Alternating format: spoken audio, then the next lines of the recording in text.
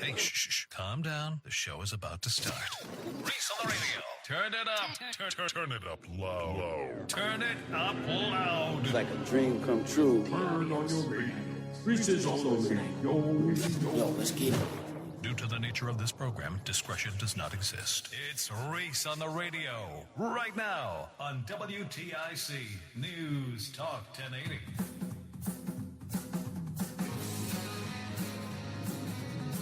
Happy Monday. How y'all doing out there? Oh, man, it is just 7 days. Just 7 days. And yours truly will be in the nutmeg state. Give it up. I'm going to be hanging out with you. I cannot wait to be there full time, all the time. The day is counting down. I am careful. I'm making sure that I don't leave the perimeter of my house. I don't drive too far. And keeping it as simple as possible. Because I got that long trek. 31 hours on the road that we're going to span out to 2 days. So just so you know, so you understand, I will be here on Friday. The original plan was to leave Friday, to be off on Friday, and then jet out and be there by Sunday. But we had some complications, and I'm going to be here on Friday. So we will do, Roseanne and I will be on it. It'll be, the last time you'll hear from us here, all the way on the west, pretty much the center of the country. And then we will be there physically on Tuesday. So we're going to take Monday off. I would love to be there earlier and just come in on Monday. But just so we can travel, comfortably and carefully, we're going to wait it out and be there on Tuesday. Unless, of course, travel works a lot better than we end up there in that whole 9 months. But nonetheless, Tuesday is that when we'll be there physically. And we got a whole bunch of stuff that we need to get into. So I'm really happy to be there.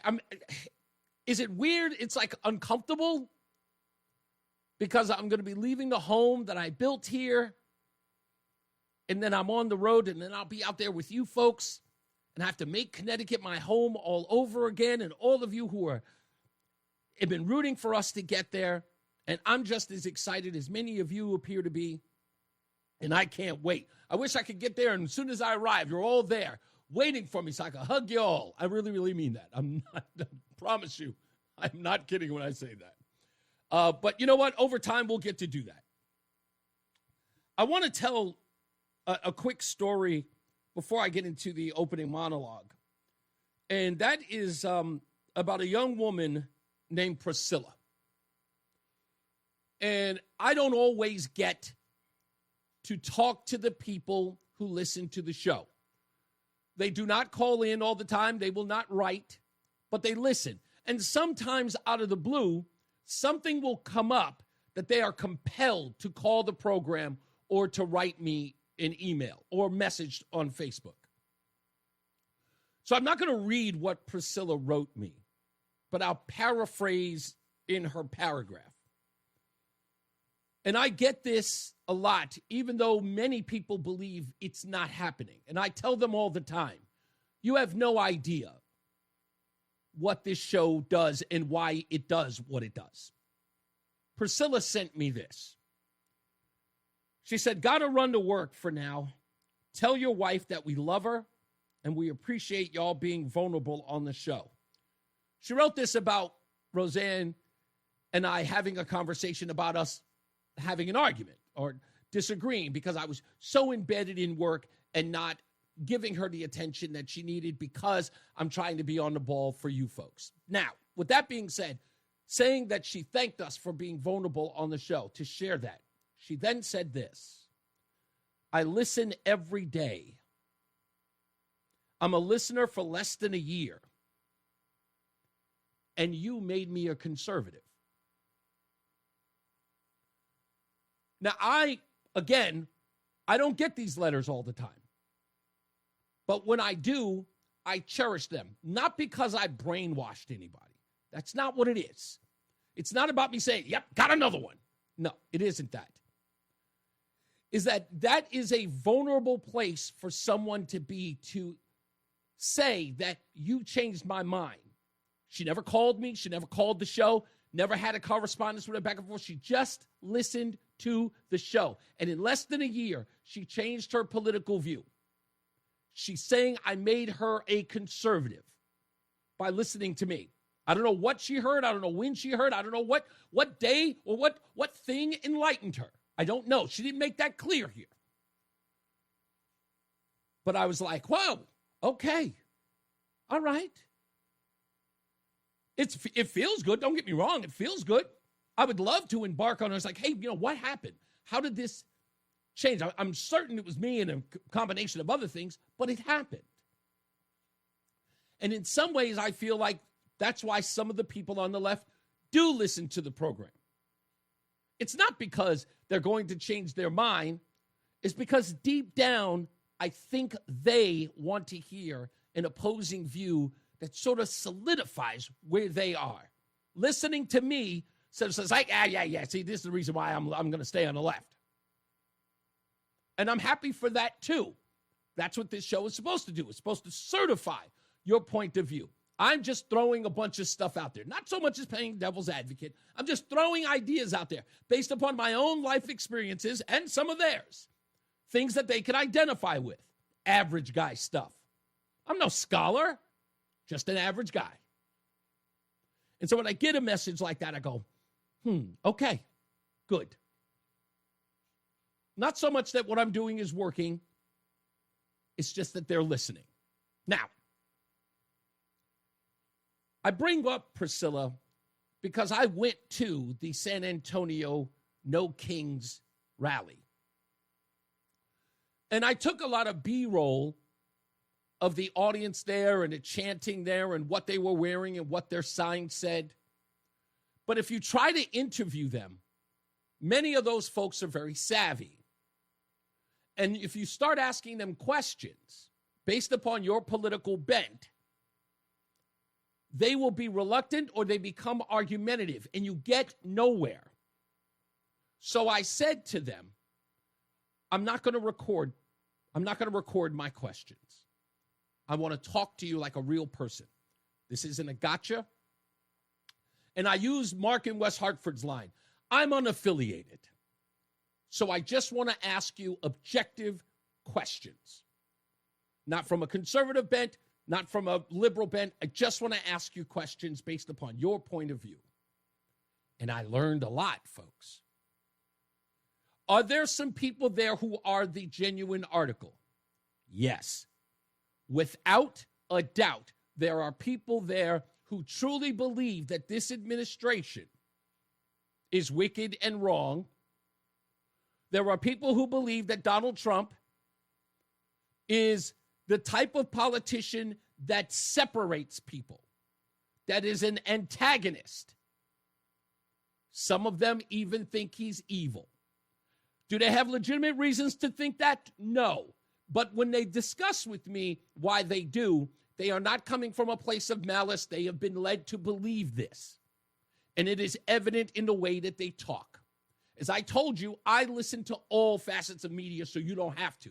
So if there's something that's said on MSNBC, if there's something on CNN, ABC, NBC, I already know when the person is speaking what network he's listening to, what talking head he has gotten his ideas from, because I listen to them all of them. And when I hear something and it sounds verbatim to what Van Jones may have said, I can point it out just like that. So I'm very much invested. Like I said, there are some legitimate people there who have no malice in their heart towards anyone else. They just think that they're standing for something important. However, there are some really, really angry folks out there who do not like conservatives. And they have decided that you are dumb, that you are ignorant, and that you must be re-educated. When I say must be re-educated, I made sure I understood. This is not something that people said to me and I was like, it sounds like you're saying. No, I asked them, are you saying? And sure enough, they tiptoed around it a lot of times. Well, I'm not saying. Listen, do me a favor. if you want to convince people of where you are, don't lie to them. I'm asking you, do you wish to re-educate conservatives or MAGA folks? Yes. Why? Because their thinking is wrong, they told me. The way that they think is wrong. And I went, how do you intend to re-educate them? We must force them. Now, listening to this, I go, wait a minute.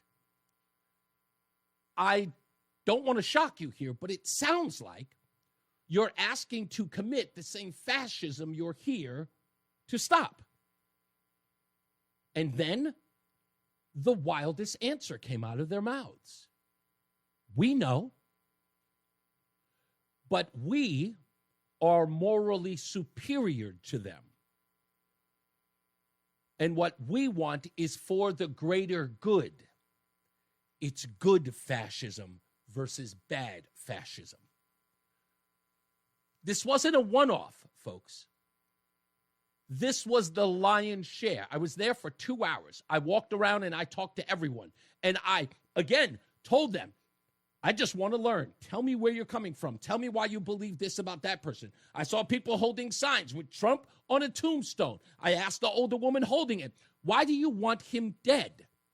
Will that stop the movement? I mean, if he were to die, do you think that MAGA would just dissolve? Yes, they said. That with Donald Trump dead, the rest of you conservatives, you disillusioned, crazy folks would wake up out of your mind numbness and then see things their way. That Donald Trump has you mesmerized. Even they see Donald Trump as the deity they think you do. Isn't that interesting? I went through this and heard people talking about Donald Trump and talking about things that they were fighting against. And then when they got in power, when they won, they would do the exact same thing that they claim this president and this administration are doing. And when they were called on it, they all said, but we are the rational ones. It is necessary for fascism for the good of all mankind, but only our fascism. I asked simple questions like, wait a minute, you think that Donald Trump and his minions want the fascism for all? What do you say to people who would, in essence, be voting for their own demise? People used to say that Republicans wanted dirty air and dirty water. Well, wouldn't they drink the same dirty water and breathe in the same dirty air? Do you know what they said to that? I'm serious. Yes, but those people would carve out clean air and clean water for themselves. What? How would they possibly do that? There are ways, they said. I talked to a bunch of other radicals, many who said that there must be a war. Must be a war. But my favorite line was from a Mexican-American who lives in New York, who was there in San Antonio because that's where he grew up, and was there at that rally and said to me before we began, I don't know if you're ready to hear what I really think. He can't wait. He said he couldn't wait to get back home to vote for Mamdani, he said, by the way, when he found out I was from New York. But the thing he said that blew my mind, folks, and this is going to blow your mind too, this Mexican-American sat there and looked at me and said, we must have a civil war, and the North will win again. I said, I'm sorry, what? He said, the North will win again. I said, are you suggesting that the South they're like the Confederate in some sort of way? You can take it any way you want to. I was like, okay, all right. Well, what happens after the war? Like brother versus brother, you're talking, or like military? It's like, no, brother versus brother, people versus people. Like, oh, it's like, see, I told you, I'm a little more radical than you expect. I'm like, okay, no big deal. So what happens after the war is over? The North has won and the South is still there. What about them having their same ideals? What do you do with them? We educate them. We do what? We educate them. I said, so you're talking about re-education camps of some sort? Well, I didn't say all that. I was like, why don't you just say what you mean? They clearly will not go willingly. Oh, then we will force them. We will force them. It is amazing to watch these people say the things that come out of their mouth. But the scariest part is that this did not come from the young people. 70% of the people at this rally were at least 55 and older. And the majority of them were white. Sure, it being San Antonio, there's a lot of Hispanics, Mexicans, Guatemalans, I'm sure. But they paled in comparison to older white folks who were there at those rallies. And they all shared one thing in common. They all were reliving the 1960s. They were getting one more shot at the radical protest 60s. I spoke to a woman who stayed with the Weather Underground while she was in Washington, D.C. I talked to a lot of people who were there, who came from the revolutionary ranks of the 60s and 70s. I heard tales about the Black Panther Party. I mean, I heard tales that I haven't heard since my mother told me when I was a kid. But they were all there reliving their activist years. And I got to tell you, folks, they all want death because they know they can't win on ideas. Because they know that people on the right, MAGA folks or Republicans, will never heal.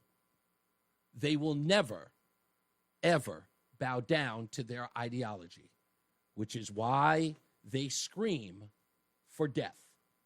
It is the reason why they have absolutely no care in the world to talk about how people need to die.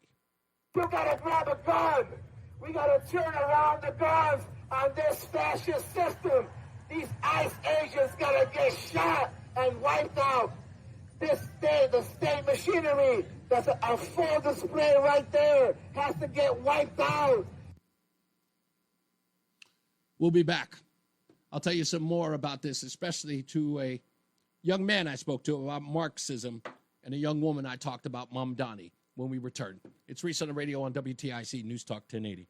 Fan of WTIC? Then do us a favor. Download the free Odyssey app and favorite WTIC. Now, before anybody starts texting me or calling me about this, we've got the Senator Anwar thing on deck. We will talk about that. We've got a guest coming in. Senator Jeff Gordon is going to be on the program at about 4:05 to talk about all of this. It is everywhere now, and it's growing. I want to start by saying, just on that subject, it is not Republicans or conservatives that are asking that Senator Anwar be dealt with. Beginning your news reports with that farce is insulting. It's not a conservative issue, which goes right, and just so the journalists know this, you idiots, when you guys keep talking about it's on both sides and then report conservatives are upset, which means liberals don't give a damn, because deep down liberals are going, Senator Anwar, that's how you talk about conservatives. Conservatives are just blowing it out of proportion. Weren't you the guys just last week screaming and hollering about the heads of a bunch of young Republicans who were in a private text saying, as you allege, racist things? What are you going to do about it? What are you guys going to do about it? Well, a guy resigned. A politician resigned because he said that a woman looked like she didn't bathe. I don't know if that's racist or not. I didn't know it was a racist thing to say that somebody didn't bathe. But he resigned. So if you get a pound of flesh, we want ours. Let's not call it partisan anger or partisan dismay. What Senator Anwar did was despicable in the climate. Now, as I said on X, I just think he's a dumbass. That's what I think he is. And I think that he gets to associate himself with dumbasses throughout time. And if somebody thinks that that's insulting to call him a dumbass, then what do you think it is when you say that cholesterol should do its job on the President of the United States? We have his statement here as well. We'll read it in a bit. But I want to get back to the Shady Acres March on Saturday. Because that's what it was. Come on. Let's call it what it was. Come on.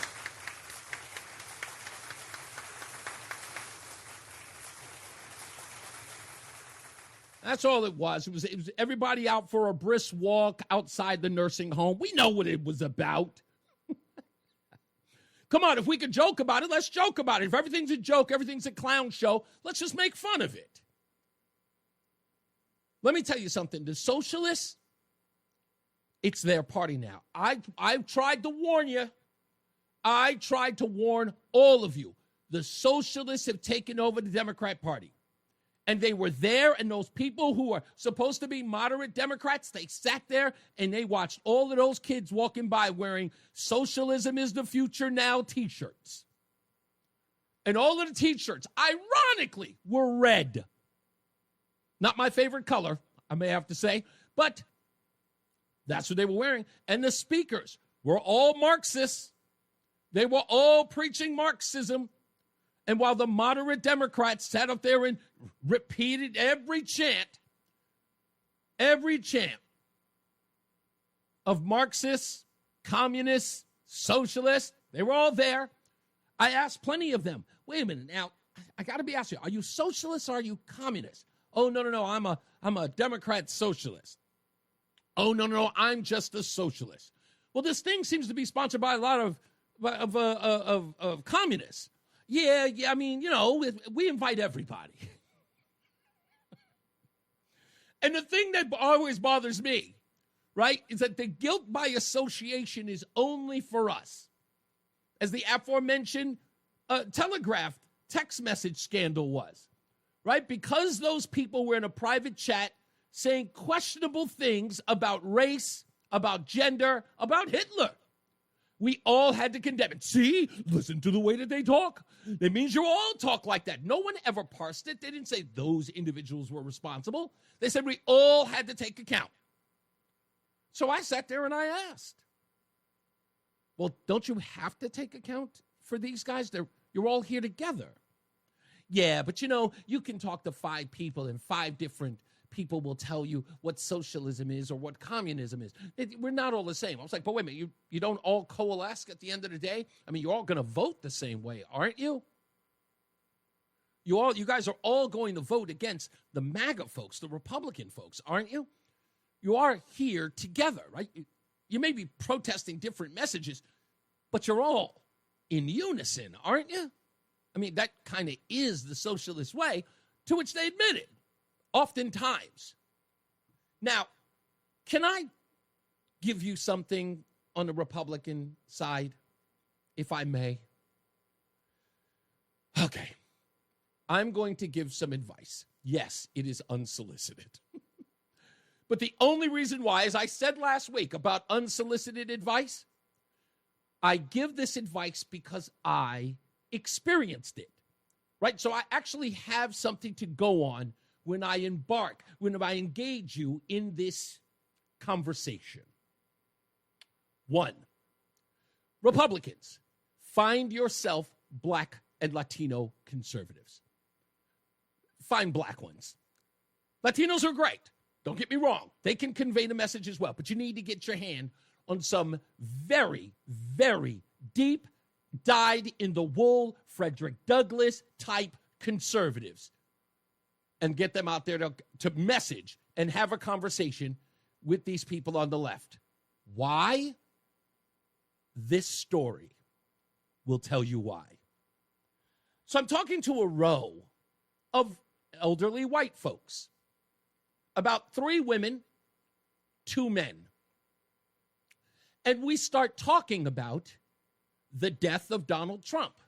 The one woman had the placard with the tombstone with Trump written on it. And people walking by going, yeah, man, yeah. And I asked the lady, what would happen if he died? And she said that people would come out of their malaise, as I laid out earlier in the opening monologue. And I said, so you really believe these people are in a cult? And the man sitting there chimed in. He was very aggressive. The other ladies were very polite. But this man was very aggressive. Yeah, they all are. They're all a bunch of zombies. I went, okay, all right. I said, you have evidence of that? I mean, like, how do you know that for certain? I mean, it seems like you're just assuming that they're all that. So if Donald Trump were to die, you're saying that they would just wake up and they would no longer be in trance by him. Yeah, man, that's exactly what it is. He's the one that's got them all brainwashed. I went, oh, okay, all right, no problem. I said, that's fine. So what do you say to others who would believe that being on the left is kind of being in a cult? Now, I thought about this, and I thought, don't go into the usual spaces. Do not bring up transgenderism. Do not bring up LGBTQ. That's not necessary. But I found the one that had them fumbling. They said, I don't think that's happening on our side. And I said, are you sure? And she goes, no, we take a whole bunch of different opinions. And I said, well, in my travels in this business, I've learned that if African Americans vote for Donald Trump or conservatives, they're often called Uncle Toms and are maligned for their point of view if they do not agree with the leftist orthodoxy. What do you say to that? And the place went silent as they stood in front of a black man asking them that very important question about cultism. They didn't even know how to respond. Yes, you're right. That does happen. And then I repeated something I repeat often here on the show. Do you remember the Facebook post I always talk about? A white man posted, the definition of white privilege is being able to vote for whatever I believe in and never being called a traitor to my race. And everyone sitting there completely bowed their head in shame. And I said, that is an experience in the African American culture. What do you say to that cultism? Well, I'll agree. Yeah, there's cultism everywhere. It's on both sides. They were ashamed. And as I've told you Republicans before, these guys on the left do not know how to handle black folks. Many people on this program call up all the time. I think it's what is it? Ralph in South Carolina says, what's the biggest threat to the Democrat? An educated black man. They're scared to death. They don't know how to operate us. They just don't. They fumble. They fall. They trip over themselves. But it's amazing to watch. And as I sat there and I watched them, I didn't put any expression. I didn't give them an aha. I sat there and I waited. I waited until they could come up with an answer. And I said, there is cultism. You're only allowed to think a certain way, especially based on the color of your skin. And I didn't just try it with those groups of whites. I even asked the Mexican guy when I talked to him about the Civil War. Do you know what he told me? This one will blow your mind. He said the region of Texas where he was born, 60% of them voted for Donald Trump. He couldn't believe it. I said, why do you think that was? And he said, it's the wannabes. Wannabe what? The wannabe whites. I said, what? He goes, they want to be white. They want to be accepted by whites. They want to be rich. They want to be wealthy. I said, well, but that's a white thing? That's a thing. That's not a white thing. He goes, no, that's a white thing. They want to be white. They want to be wealthy. I said, why are you conceding that to white folks? Why wouldn't anybody want to be wealthy? Why wouldn't anybody want to get paid what they're worth? Why wouldn't anybody want to give great things to their children? What are you talking about? No, that's a white thing. And I said, that's funny. I don't cede anything to white people. I'm stunned that you do. And of course, he didn't know how to handle it. I said, that's not a white thing. Neither is marriage or raising your children in a two-parent household. Those things aren't ceded to white people. I can't understand why you would. I understood a lot that day. I understood a lot. When we come back, we'll talk about this some more. We'll play some audio sound bites. And, of course, we'll read your messages in the chat rooms. We'll be back. It's Reese on the radio on WTIC News Talk 1080. Anyway, let me play this as well because I need to get this little audio bit out of here. As well as this guy who I just played, Moises Bernal. He is an employee at Wilbur Wright College. He was the one who was screaming this at one of the rallies in Chicago. You gotta grab a gun. We gotta turn around the guns on this fascist system. These ICE agents gotta get shot and wiped out. Yeah, so again, there is clearly a frustration out of these folks. And they have convinced themselves that they are the righteous ones. They are the virtuous ones. The crazy part is that what's the motivator behind all of this? And it is the poor and indigent. That's how they rationalize this whole thing. That's the rationale. The rationale is, hey, these people don't deserve to exist because I've decided they don't care about the most important people: poor, indigent, and immigrant. Those people are more important. That is the moral high ground that they have. And if you are with Donald Trump, you do not deserve to exist in their world, the world that they wish to create. And you will have to adhere.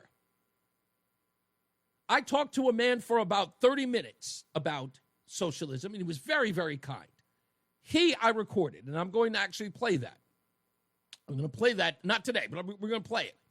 Because he talked so much about the world that socialists could build, where the workers are more important than the CEOs, and how the workers should get the lion's share of the profits.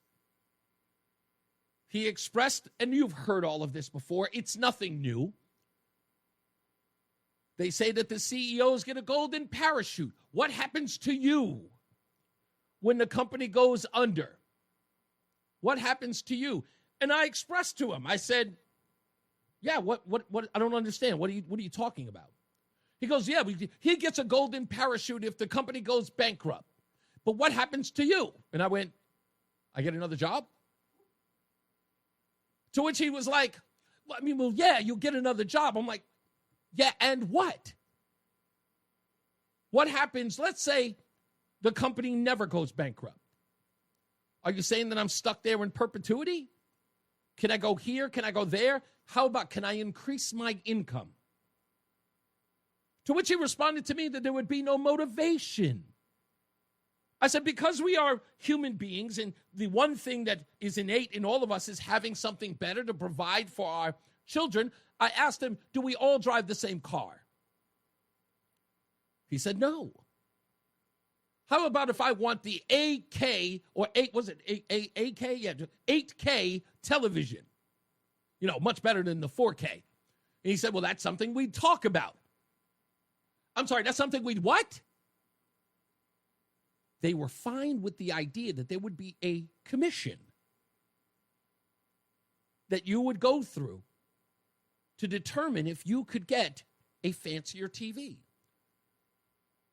You've never met my wife. I told him I know that if we had our housing and our water and our food provided for us, and after a while my wife starts looking at those four walls and she says, baby, we've got to move. I am sick of living like this. We have to live in a bigger house. I need us to have 2 bathrooms. I'm sick and tired of you being in mine. Can I go and get a bigger home from my demanding wife? Well, that would be determined by, this story's over. This conversation is done. Do you think I'm going to go back to my wife and say, hi, sweetie, I apologize, but the socialists say that we're going to have to share a bathroom for the rest of our lives?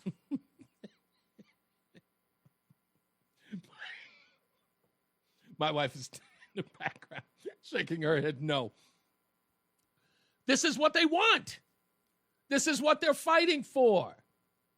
And again, remember, it isn't about your status in life. It is about, again, the most important people to them, the vulnerable, the weak, the poor.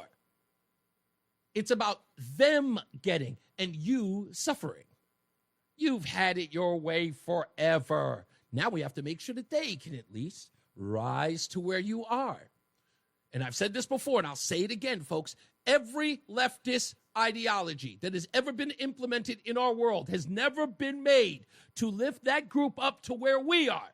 It has always been to diminish us where we are so they can lift up the others, for us to all live in mediocrity. It happened with the women's movement. It wasn't about ascending women to the ranks of men. It was about marginalizing men and for us meeting at the middle of mediocrity. We got to take a break. We'll be back. Dave Mager's in for John Silver in the WTIC newsroom. It's Reese on the radio. Reese on the radio, making sense of the news. Yeah, even when it makes no sense at all. Now on WTIC, News Talk 1080. All right, let's get to some headlines.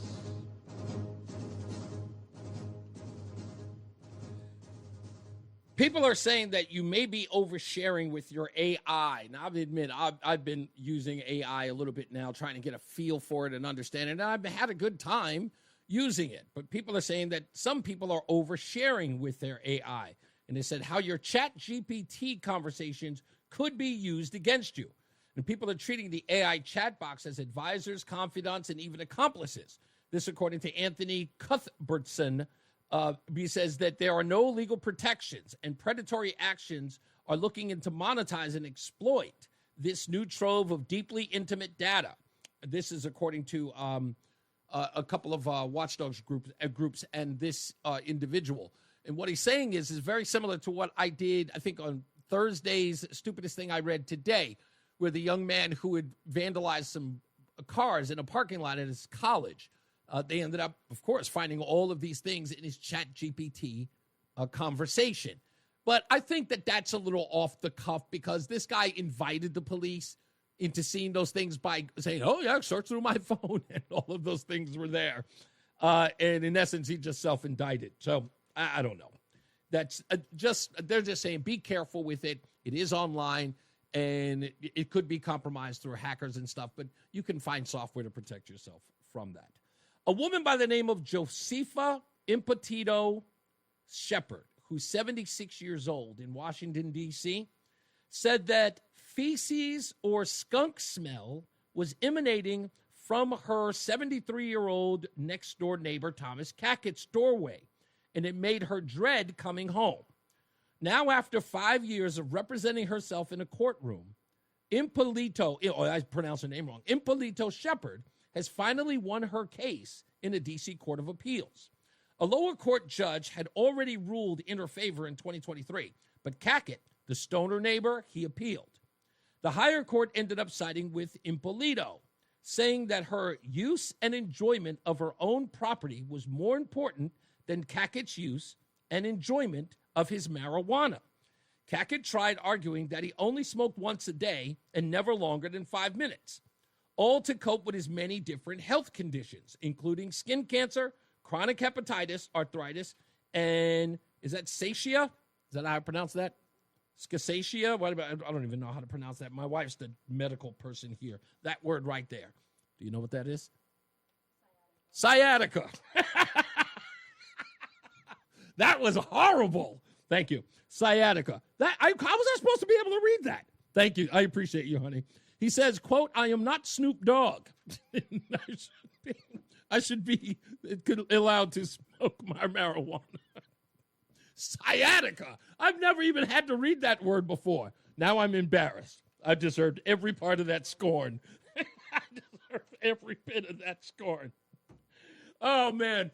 Also, Chris Murphy is in the news with more than $11 million in campaign cash to spend in advance to the 2026 midterms. He can start collecting IOUs for a possible presidential run in 2028. New Federal Election Commission's filings show Murphy with $10.6 million in his campaign bank as of September 30th. And his next Senate campaign still 6 years away. He also has $575,000 in his Leadership Political Action Committee. Should he decide to run for president, Murphy could transfer all $10.6 million to his presidential campaign committee. In the interim, he could use some of that money and his American Mobilization PAC to donate to fellow Democrats around the country who he's campaigning with. In the last 3 months, for example, Murphy used his PAC to donate $5,000 apiece to 6 Democrats running for U.S. Senate. Those included Cory Booker and Representative John Larson, which you may have heard he endorsed last week. And now for the stupidest thing I read today, other than me not being able to spell sciatica. This could very well be the stupidest person on the face of the earth. Senator Anwar.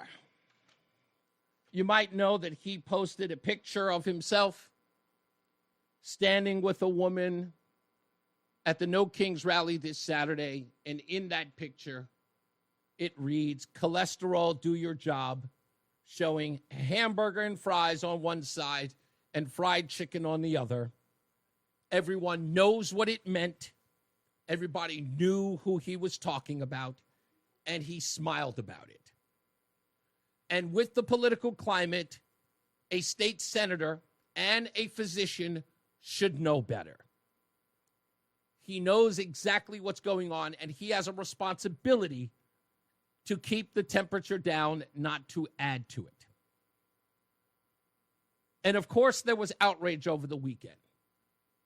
I was not outraged. I just simply called him a dumbass because he is a dumbass. You'd have to be. It's the only explanation as to why you would post a picture like that smiling. Now, he didn't put it on his own page, but it got out that he was in the picture. It was easy to see himself. He didn't shield himself. He wasn't wearing an Antifa mask. God bless him. But he knew what that sign meant. He knew what it was. But what was the stupid thing? What was the stupidest thing that he did? He wrote this as a response. Some Republicans are pretending to be outraged over a photo of me standing next to a satirical sign at a No Kings rally. Republicans are furious over a joke, but silent when our democracy, our healthcare, and our planet is under attack. The outrage is a performative distraction. If they can't create ways to be mad about the things that don't matter, then people will start to realize their positions on things that do matter. While they're busy clutching pearls over a piece of poster board, families in Connecticut are fighting for affordable health care, quality education, and fundamental constitutional rights. The work continues, whether the outrage machine approves or not. Now, if I may say so, Senator, let me get to this part of your statement. While they're busy clutching their pearls over a piece of poster board, families in Connecticut are fighting for affordable health care, quality education, and fundamental constitutional rights. Dumbass. Let me help you. Connecticut is a blue state, and you're a state senator, and you've been a state senator for a while. Can you explain to me, dumbass, how Connecticut residents could possibly be fighting for affordable health care or a quality education under your party's watch? Can you explain that to me? You're in charge. If you think about it, you've got the purse strings, don't you? Unless I'm living in some sort of alternative universe. Nobody is clutching their pearls. What you said and what you did was irresponsible. Don't put it on us. We didn't post the picture. We didn't pose for the picture. And you knew exactly what you were doing when you did. And trying to pin the blame on us like we're outraged. Why aren't you, sir? Why aren't you outraged? You should be outraged at yourself. Why not even take a minute and say, you know what? That was in poor taste. I apologize. Which goes to show that as a physician, as a state senator, you have poor judgment. I wouldn't trust you with cough syrup at this point. That's how pathetic this statement is. Blaming others when you are in a leadership position where you're supposed to take the L. You're supposed to claim responsibility. You're the person who's supposed to lead your constituents by telling them that you're embarrassed for them and you should apologize for them. I represented you poorly in this picture. In no way should we be joking about someone's passing, which is exactly what you called it here, dumbass. You said that it was a joke to wish the death on someone. So instead of, as we said, just admitting you were a dumbass, you doubled down. Which, as far as I'm concerned, solidifies my earlier point. You are a dumbass. Because you don't even see when you're wrong. You can't even figure it out when you're wrong. You are of the Ivy League. You're smarter than the rest of us. You are a physician. But the problem here is that you're not a moral person. Deep down in your heart, no matter what degrees you have, no matter what you've accomplished in life, you have no heart. You have no soul. This is despicable, and you know it is. You know deep down that this is despicable. Even Oakley Dokley has come out and said that you need to apologize. This isn't a conservative thing, sir. This is a moral thing. And for a party that claims to be the moral superior group, that you couldn't even look at this and say, poor taste and move on, because it doesn't have to be as big as it is. Poor taste, it would be over. But now you want to blame us, saying that we have outrage. There's no outrage here, sir. We just demand an apology. And we're going to get it. Well, no offense, but you're doubling down. What do you expect us to do? But you're doubling down, right? You said that we're clutching our pearls. And this is faux anger. Okay, good. We'll make it real anger now. Now we'll ask for far more than an apology. That's all. We'll ask for far more. And we'll ask all of your colleagues as well. We'll go to them and we'll ask them whether or not they condemn or they support you doubling down on a joke about somebody's life. We'll make sure that they all step up and demand that you apologize. Because now you're all in it. Now every Democrat in Connecticut who hasn't stepped up, with the exception of you, Oakley, you're all right with me right now. You're all right with me. If it's true you stepped up and said that he should apologize, all right. The rest of you Democrats, you're on notice. Now get in homeboy's ear. You know, if he's not at the hospital or the clinic. You know? Well, why would he be at the hospital or the clinic? Getting his head out of his ass. You know, surgical procedure. It takes a couple hours. He may be in recovery. But I think you should all get down there and tell your buddy, hey, make this go away now. Because as far as I'm concerned, the rest of you are complicit. You're all down. You guys don't want this. You don't want to be a part of this. You never have wanted to be a part of this. And now this guy has put you in the middle of it. And now he's called it about Republican outrage, which also says that he is not the state senator of Republicans in his district. He doesn't care about whether or not he's offended them. He doesn't dare. He doesn't dare give a damn. And so we're going to make sure that he does. We understand that he's a public servant, so we're going to get him to serve the public. All of it. All of it. The Republicans, the independents, the non-voters, the people who hate voting. All of them. We're going to get him to represent all of them. We're going to get him to say, I'm sorry, my bad. I could have done better. So, you guys get out there. Talk to your local officials, state senator, representative. Ask them for a response. Do you support Senator Anwar telling everybody that they're clutching their pearls? Dismissing them? While we're trying to cool the temperature down? While he just seems to be, I don't know, pouring gasoline over the flame? Is this what you support? Is this what you stand for? Is it now fair game that we can start talking this way? Because I think that what we're supposed to do is that whenever we see this, we're supposed to step up and say something about it, right? We're supposed to put an end to it. Whenever we see stuff like this, we go, no more. That's never to be tolerated, no matter who it is. I'd love to know who his folks are. I'd love to know who his folks are that told him to write, Republicans are furious over a joke. Because that's what he thinks this is.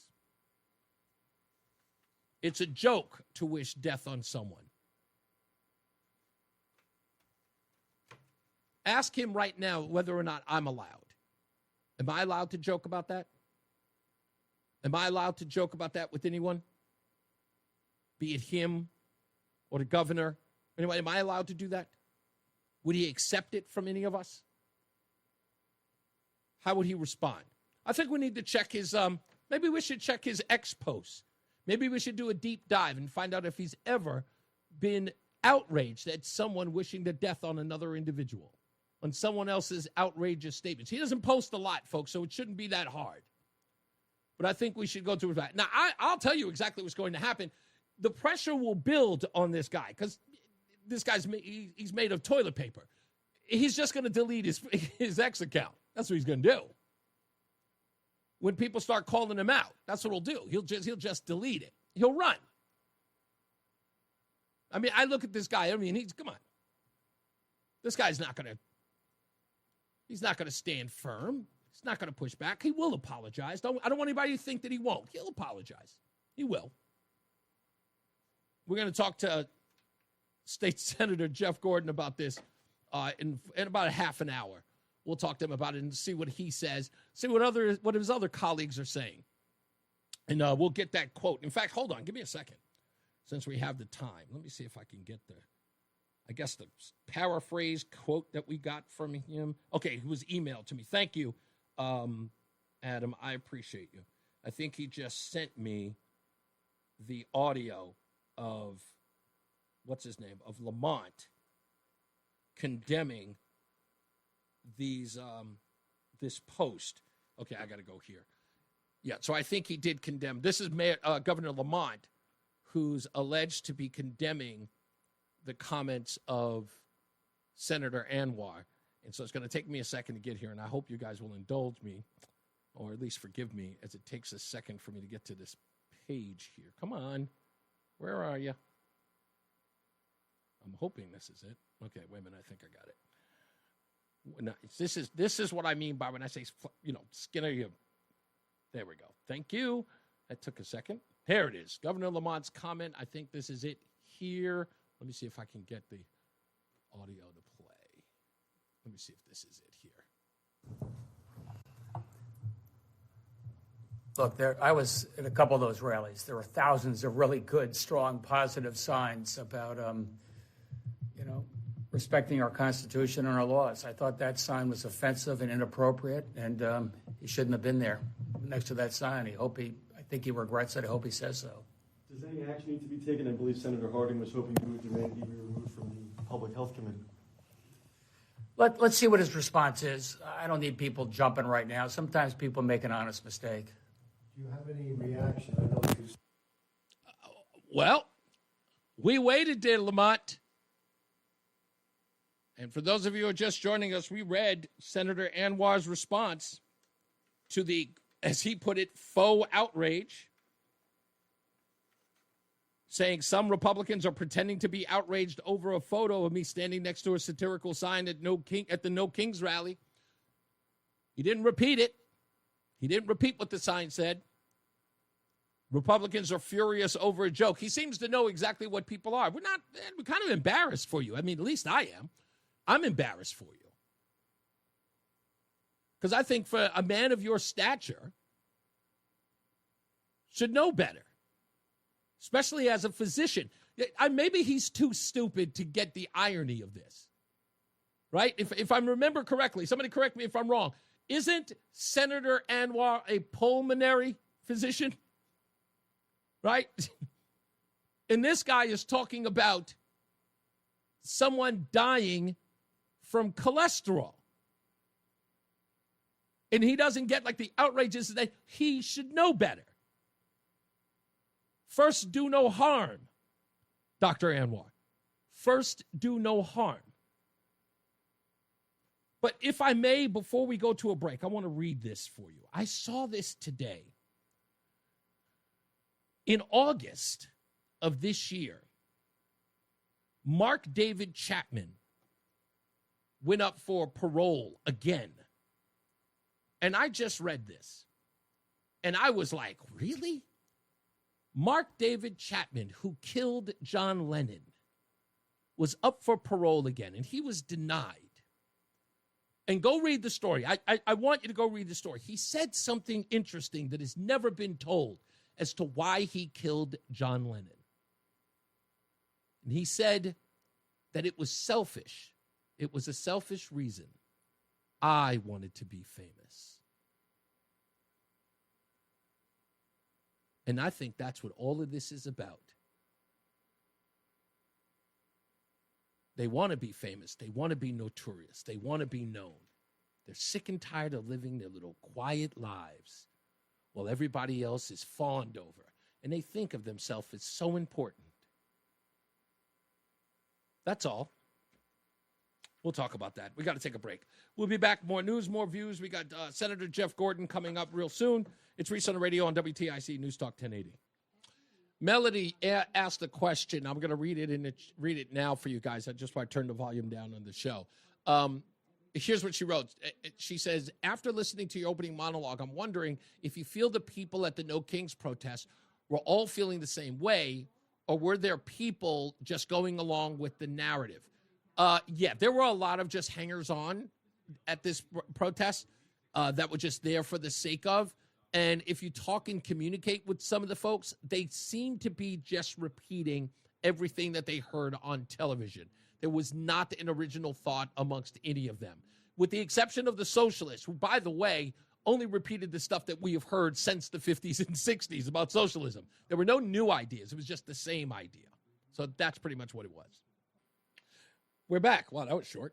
We're back. Reese on the radio, WTIC News Talk 1080. I will get to the phones in a second.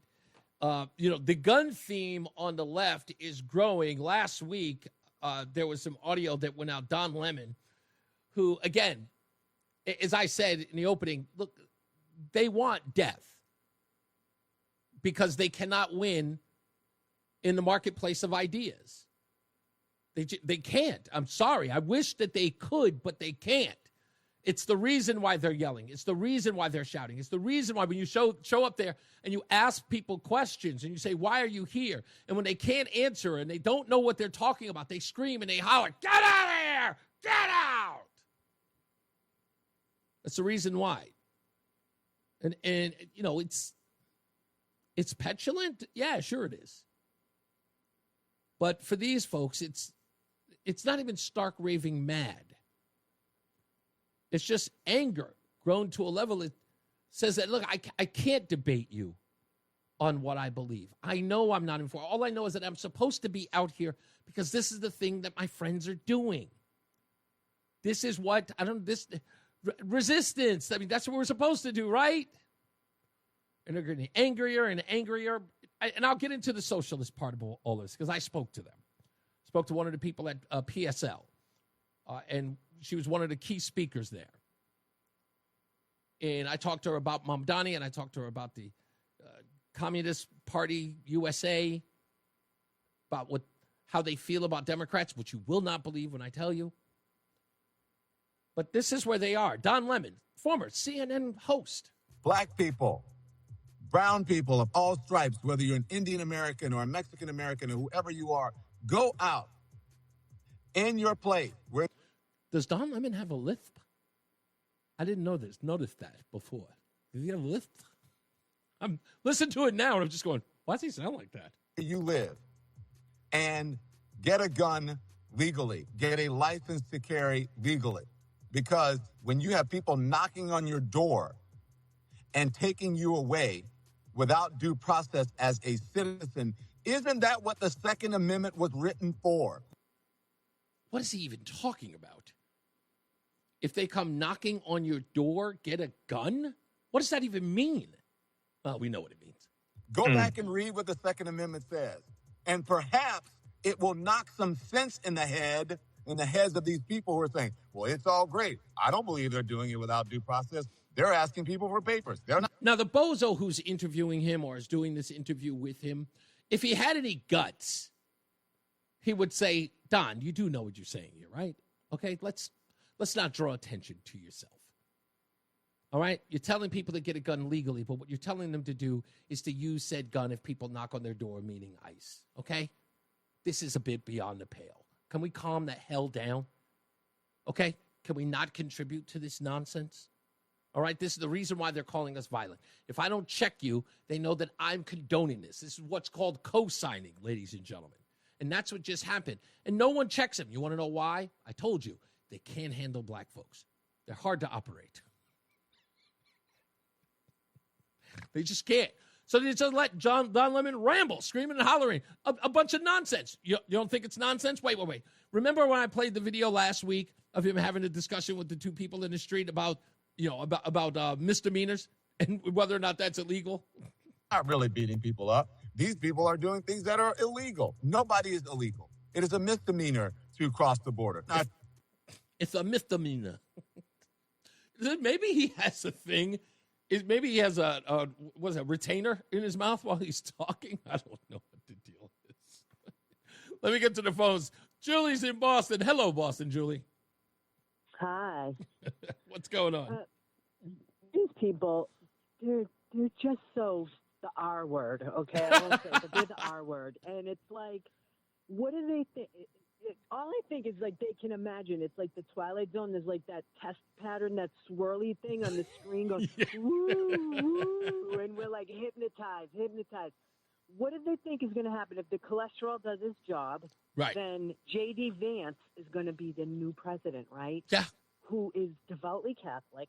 How do they like that? Mm-hmm. And he's going to be the one we want next election anyway. So we're still going to get what we want. We're going to vote for him next election. Hopefully he runs. So and not only that, Julie, you make a... We're getting what we want. Yeah, and the worst part about it is like you would think they would learn from recent history. After the assassination of Charlie Kirk, Turning Point USA didn't diminish. It didn't dissolve. It grew exponentially. It's ridiculous the amount of growth that Turning Point USA has had as a result of Charlie Kirk's death. So, I mean, what did they think? What did they think was going to happen? That the people in MAGA would just go, okay, time to go home. It's over. Exactly. And it's not true that they're going to devoutly. Oh, Julie, I'm losing you. For some odd reason, you went into a tunnel. Are you still there? Oh, there you go. I'm still here. Okay. Devoutly Catholic president. That's what they're going to get. How are they going to like that? Because, that's not going to be good for their abortion and everything. A Catholic who's not John F. Kennedy? I don't know how they'll deal with that. Exactly. And he's the nominee, hopefully, and we're going to vote for him, and he's going to be the next president. Yeah, I think Trump got the yes. I think that's exactly what's going to happen. Thank you, Julie. Let me get to a couple of more. Thank you, dear. Let's go to, hey, what's going on, Mark? What's going on, sir? Hey. So I rifled off a couple of emails after yesterday and seeing Dr. Dr. Anwar, with yes. the sign. So, I think, hold on. I think everybody's having this connection issue. Are you still there? How about now? Can Yeah, you yeah, hear me? much better, much better. Okay, so, and then another one to Dr. Mizani from Department of Public Health. Okay. You know, she's got a lot to say, lots of PSAs and everything. So I figured either one of them, but especially Manisha. She's always had something to say. Let's see if she has a response. But the one thing I saw in that, that apology rant. By the way, that that apology that I just read, by the way, for those of you who don't know, I got that from Mark from West Hartford, who's on the line now. Was that an email to you? WTIC News. No, I got it from WTIC News. Oh, okay, WTIC. Okay, we were the ones who got the official statement. Yeah. Okay, I didn't even know that. I got it. So the one part in there, if you look, and he wrote, what did he say? Republicans. And you just said it a little while ago. I'm unaffiliated. Right. He thinks like some Republicans are outraged. No. And I had, threw a post on, directed at him. I will email him too. Listen, I'm unaffiliated. I'm not MAGA. And I am totally outraged by that comment. And as somebody who, and listen, on a personal level, have you ever witnessed, Reese, not on TV, I know you watch a lot of love it, police shows and medical shows. Have you ever witnessed CPR of a loved one in front of you? Had to do it. Oh. Yeah, and okay. the irony of that is, Mark, I actually learned how to do it from watching TV. But yes, I had to do it on my ex-wife. Wow. So she was a 6%er. She survived? Yeah. Only 6% survived full cardiac arrest. My brother was one of them. If you look, oh no, I was talking about CPR. She actually wasn't breathing. She completely stopped breathing, and I had to perform CPR to actually bring her back. Gotcha. Well, I'm talking about a full cardiac arrest, which is, let's break down that sign real quick. The only thing is, you can live with cholesterol for decades and die of something else. Right. You can have stents. You can have whatever. The only thing the only thing on that sign I read, and most of us would know, and you don't have to be a medic or a doctor, is that he was wishing a full cardiac arrest due to the nature of having a high cholesterol. Correct. There wasn't like, oh, I hope you have to go on a statin and then CoQ10. Right. No, he's wishing death. And what I want to get back to is for those, and you know what, I'm sorry, for anybody that I'm talking to, I don't want to cause PTSD. I probably did CPR about 100 times. Right. And I only had 2 successful saves as a team. Holy moly. Now, let's say the other 98, and I'm just using that number. I know it was more than 100. Right. They died. And you know where they died? Usually at home in front of loved ones.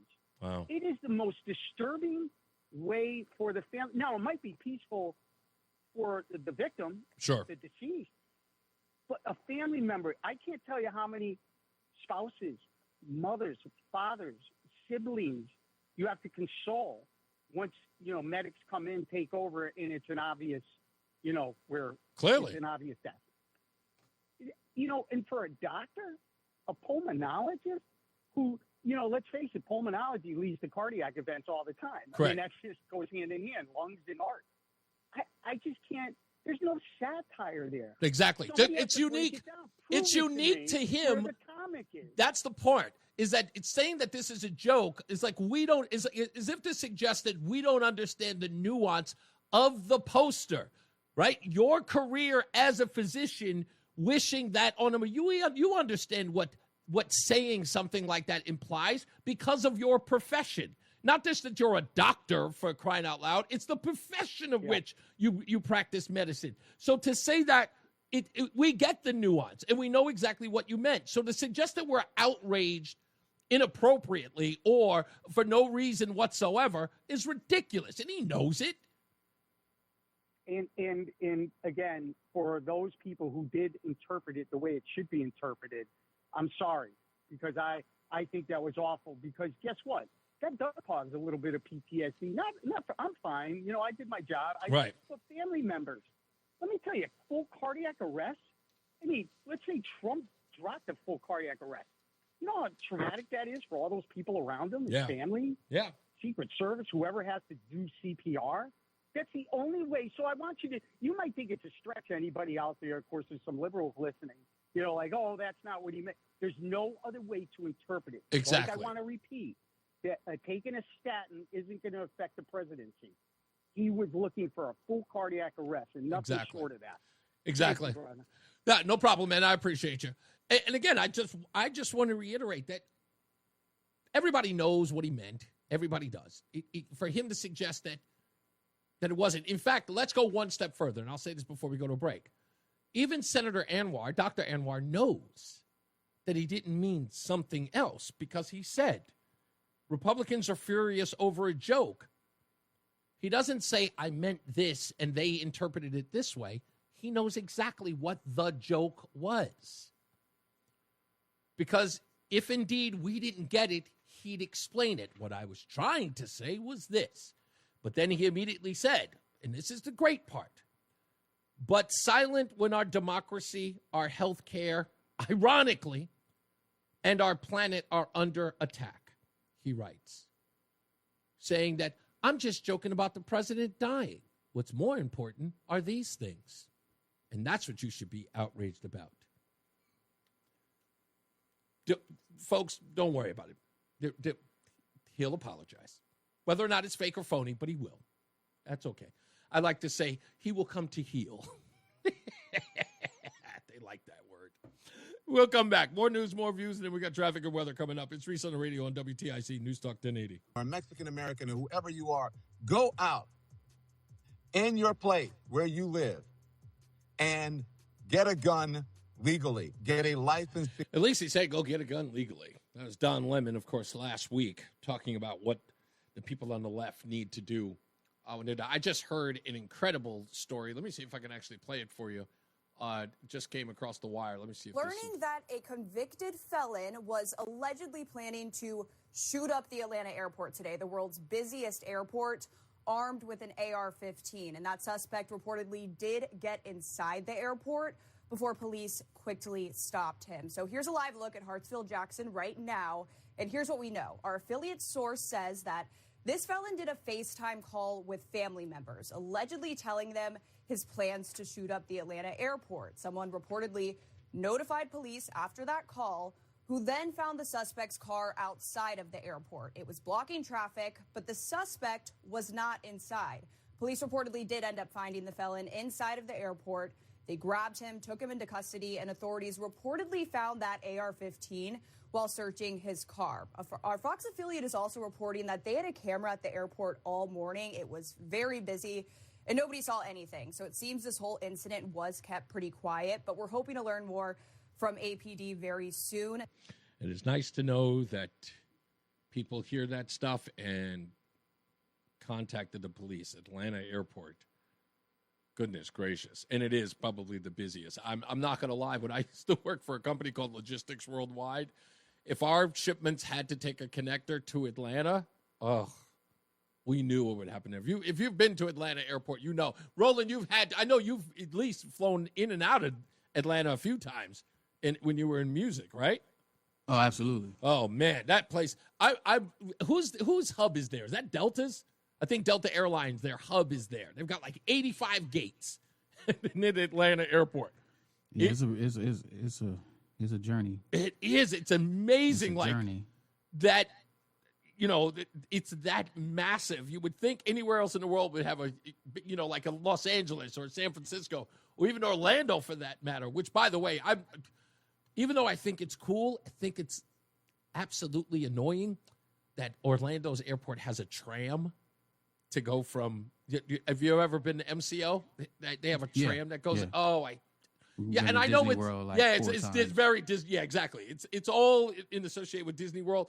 But I hate that tram because if you are late, that tram doesn't come to you. I remember being pressured to get to that. You got to be on time, man. Yeah. Well, I try to be, but when you got kids, you're going to be late everywhere. Yeah. Dragging them. Can we get something to eat? I'm starving. I need some food. I'm tired. Can you carry me? No. Yeah. I'd be like, don't ask me for nothing until we get to the destination. Yeah. You got snacks in your bag. Yeah. You're good to go. Yeah. Zach says, yes, Delta is the main hub at Atlanta. I'm almost certain it's 85 gates there, maybe even more. 85 gates? 85 gates. I mean, I know Atlanta Airport brings in a lot of wealthy folks. Yeah, I would imagine. But I'm almost certain. In fact, I'll double check because it's like, it's incredible to see the amount of gates that Delta has there alone. Let's get our first check of weather and traffic, plus some news. Mark Christopher, he is back, and he is at the BPS Traffic Center. How we doing, sir? Happy Monday. Same to you, Reese. Thank you very much. It's Reese on the radio. And don't say we didn't warn you on News Talk 1080 WTIC. Bagel Deli and Bakery. Between rounds.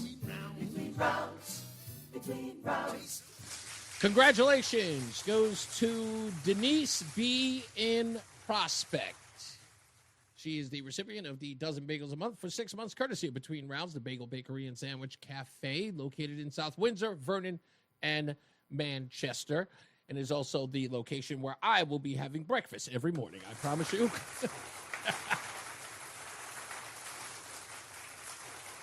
But anyway, we'll talk about that. Don't forget, you can also participate by going to reeseontheradio.com. That's REESE on the radio.com. You can put in your information there. Make sure your telephone number and your date of birth is located on that entry.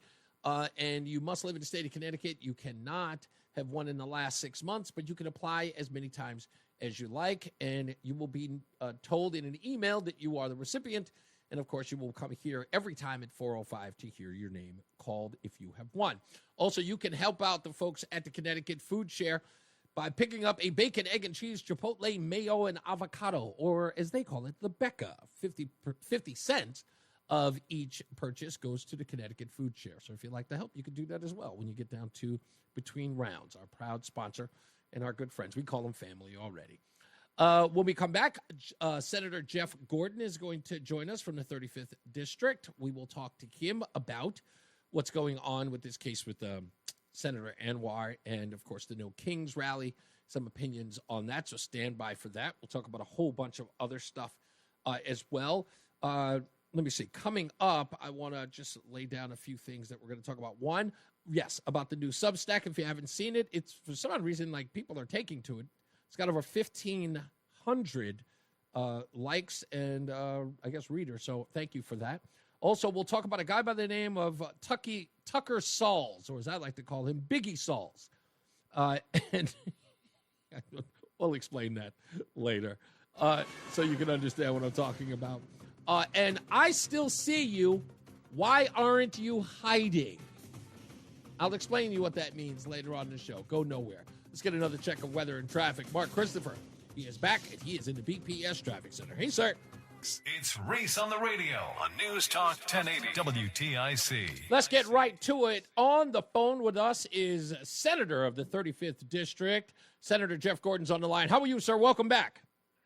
I'm doing very well. Thank you for having me back. I hope you're doing well. I am trying my best every day. Above ground is a good one, as they all say. Sir, so absolutely. Senator, let's get to it. Have you seen Senator Anwar's response to this despicable photo? Yes, I have read it. Talk to me a little bit about what you would like to say. As a physician yourself, your wife is a physician. I said earlier he should know better. First, do no harm. What's your take on this? Just one, as a public servant in Connecticut with political sort of violence, which we're very concerned about, but political rhetoric, which is also sort of fueling that. What say you?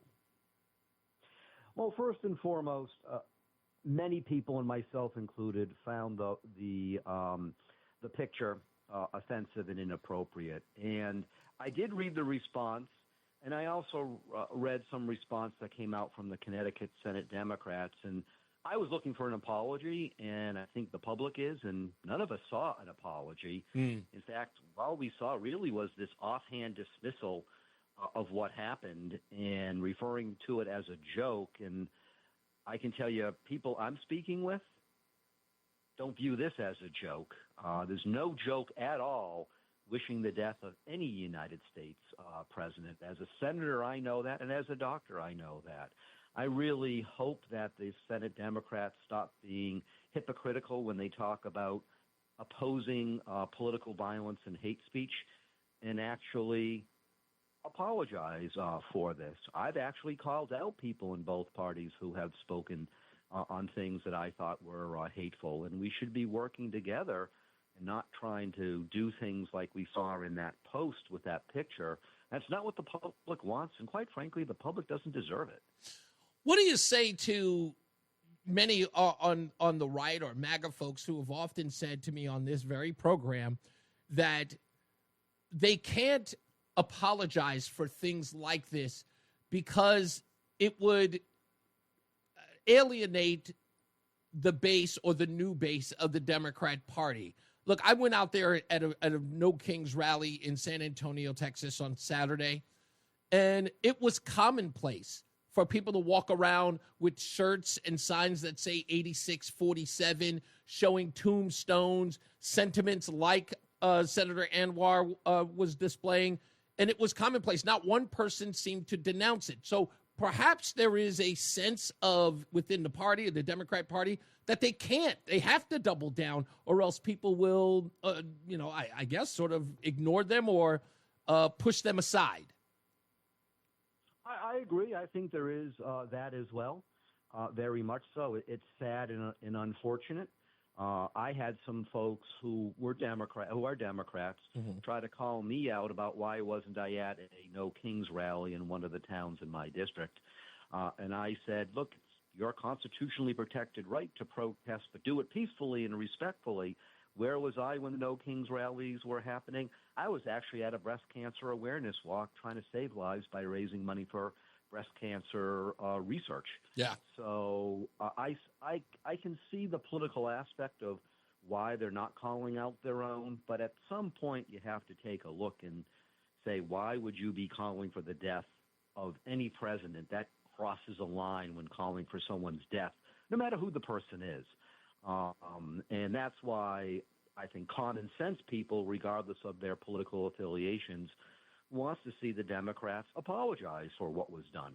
And what, in fact, doubling down and not giving an apology just adds insult to injury, and that's not what the public wants. And I think there's going to be a growing backlash from people out there who do not like what happened and don't want to see the Democrats, go down that road. There's a different way to do it, and my Republican colleagues and I always try to be respectful here in Connecticut as best as we can, and you don't see us doing stunts like that.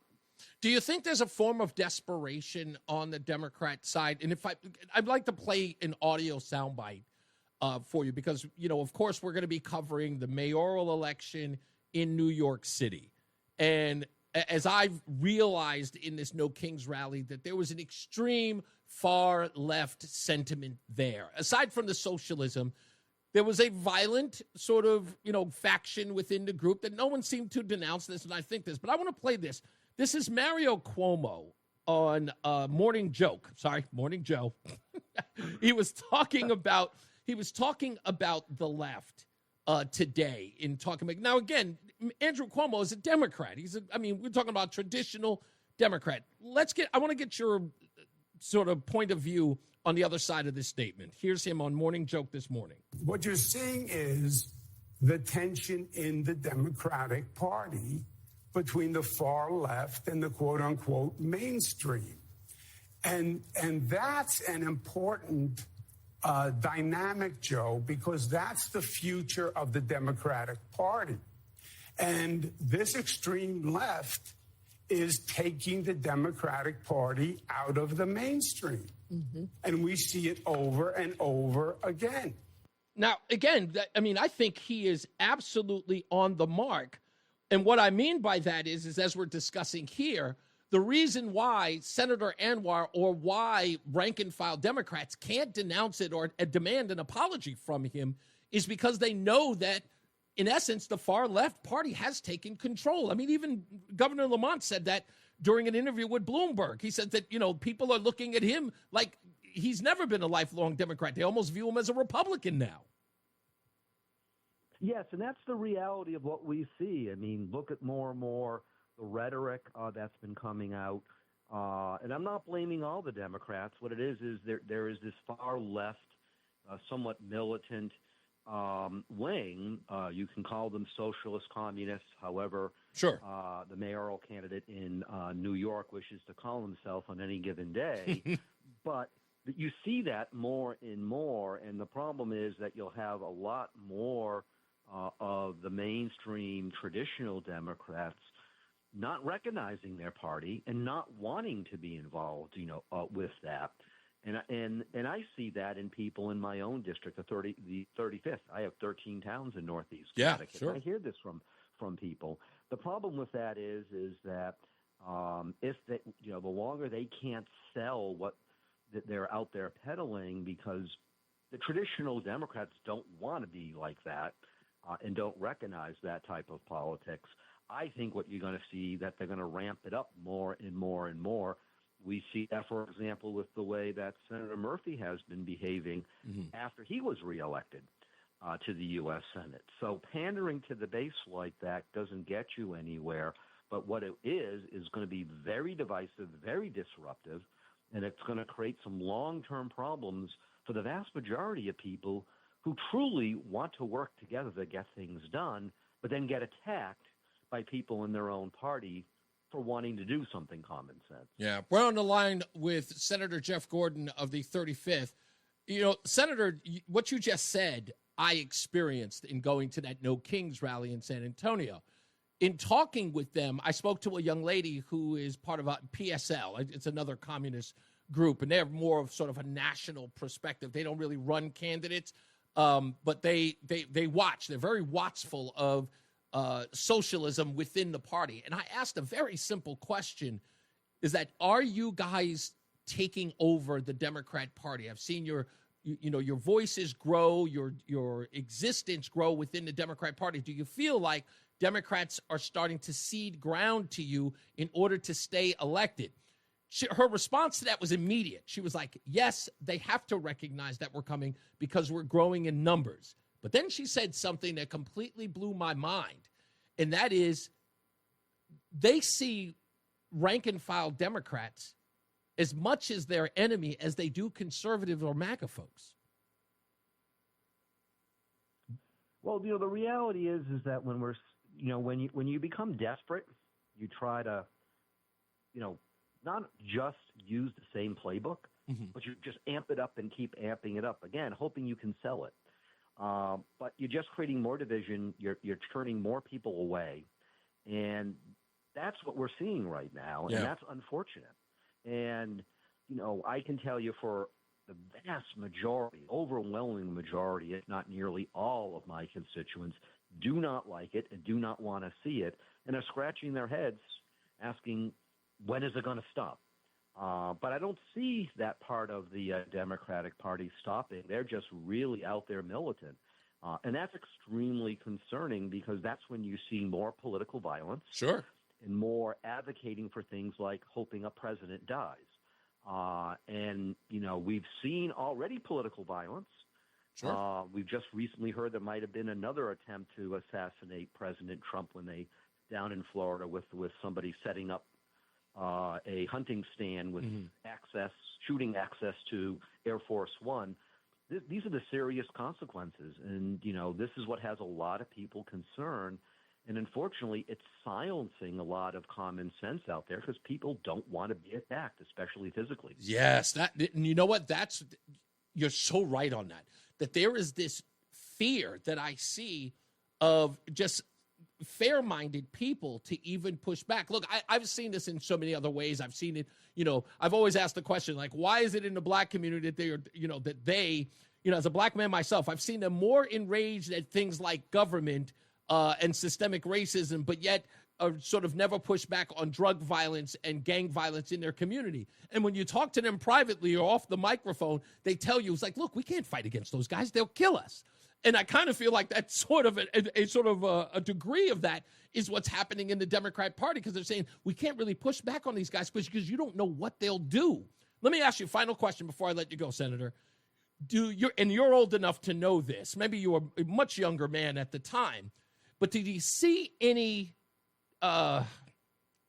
parallels to what we saw with groups like the Black Panther Party and the Weather Underground and that radical movement during the 60s and 70s that's comparable to today? Are you seeing, when we're talking about political violence, are we seeing the same kind of thing, do you think?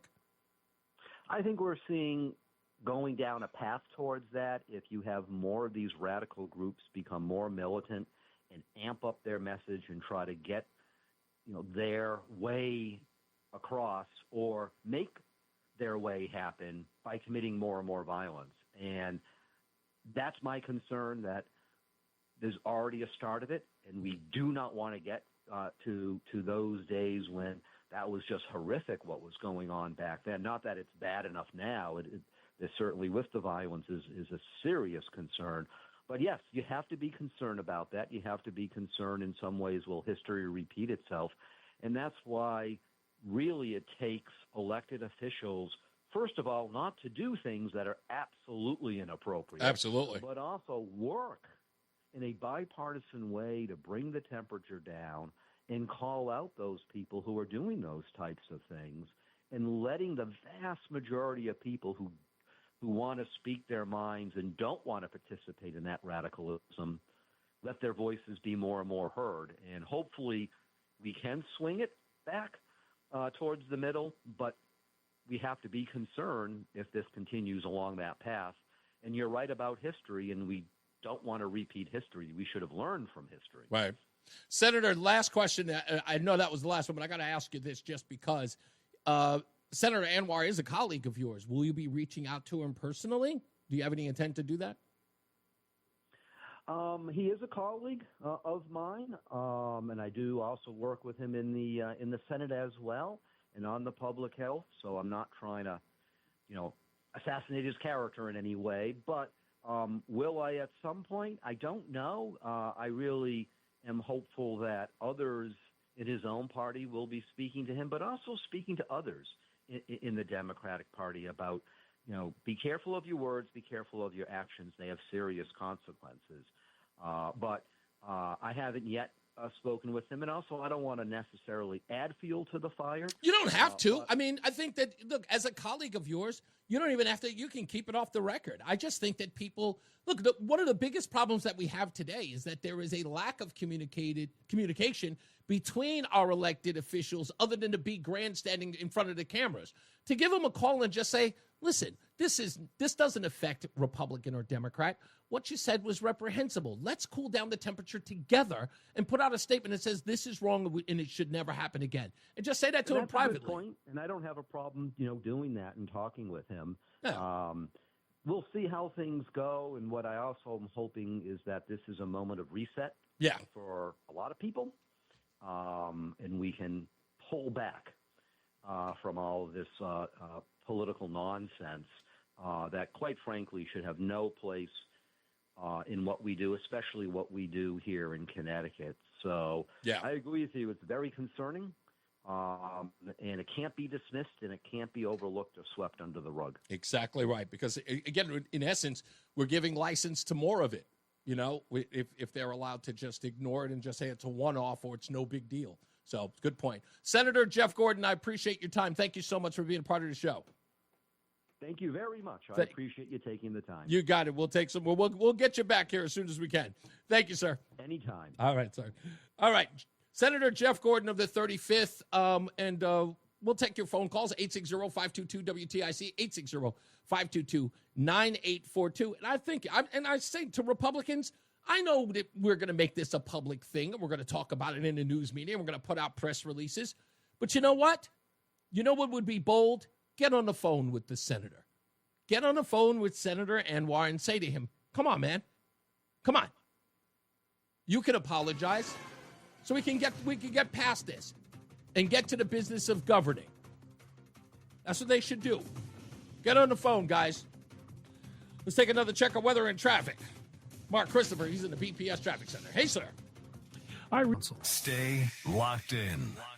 Reese on the radio is on WTIC News Talk 1080. What am I supposed to do during this one? I totally forgot what I was supposed to do during here. Oh, yeah, the website. You got to go to reeseontheradio.com. That's REESE on the radio.com. Go there so you can check out my Substack. Today, it is titled Chris, what's his name? Talking about, of course, Chris Murphy and all of the attention that he's been trying to get, on the national stage. I found something interesting, speaking of which, and I looked it up and I went, wow. So this weekend, as you all know, was the No Kings rally in all 50 states. And I started looking at this and I went, who's speaking in D.C.? And I saw a couple of people. Bernie Sanders was there. And so was Chris Murphy.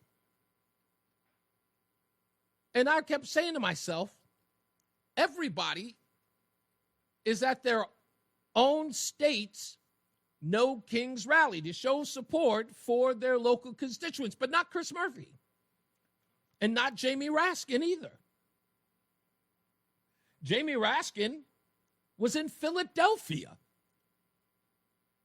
and he is a representative from Maryland. Bernie Sanders, he spoke in D.C., and so did Chris Murphy. I thought that was odd that Chris Murphy wouldn't go home. 25,000 people showed up in all of the protests in Connecticut. Weren't there 40? There were 40 in the whole state. Hartford had the largest of all. And Chris Murphy didn't show up. That just seems odd to me. I don't know why, but it does. Somebody's got to explain to me, like, why wouldn't he? D.C., of all places, wasn't at home. Okay. I guess that's what you do. So check out the Substack. Make sure that you become a subscriber. If not, follow me on X. Just look up Reese on the radio, and you can get the article every Sunday as well. And we'll continue to talk about him in the coming days, weeks, years. I'm sure we're going to talk about him. I got so much stuff to cover when it comes to that guy. Also, we'll talk about Tucker Salls, who I'm not calling Biggie Salls now. We'll talk about him. If you haven't heard about him, he did the most despicable thing today. Oh, Tucker Salls.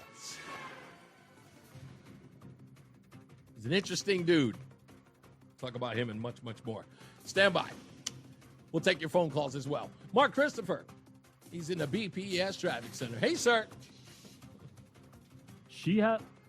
Huh? What did you say? Maybe he was trying to get some audio. Audio? Were you trying to get audio for Biggie Salls? Is that what you were trying? Biggie Salls. Biggie Salls. He's this guy in I think he's in, I can't remember where he is, but he says some really, really awful things about a mother who is mourning the death of her child. This guy is, wait till you hear the story. It's absolutely insane. Yeah, these people, there he is. That's the only Biggie I know. There you go. Biggie Salls.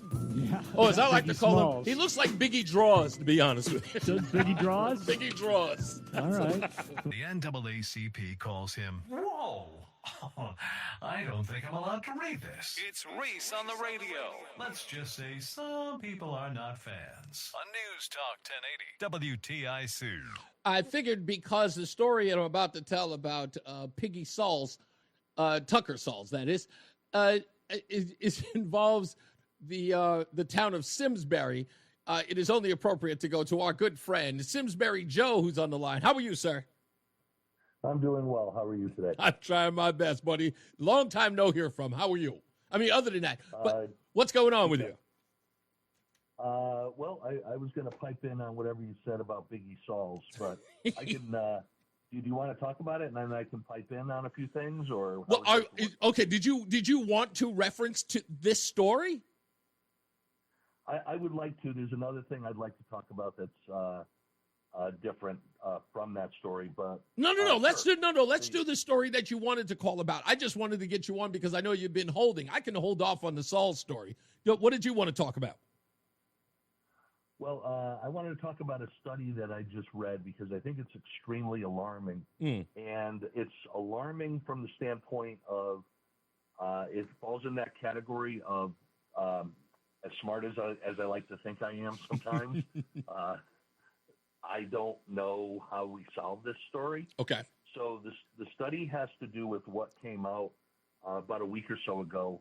Massive study about the number of teenagers that have relationships online with AI chatbots.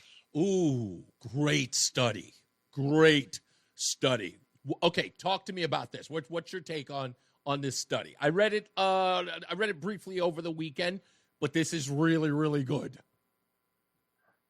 It scares me because as we talk about what we're seeing in terms of our political environment and using No Kings as an example and a lot of other things going on in the world, to now think that young people are being manipulated in numbers like that by non-humans, and I'm not anti-AI in any way, but I read something, I don't think it was in that study, but somewhere else, where you could have one chatbot where, let's say, even me as an adult, an older adult, that chatbot can start to communicate with me online in one of the social media platforms, and it could have up to 37 different personalities or identities.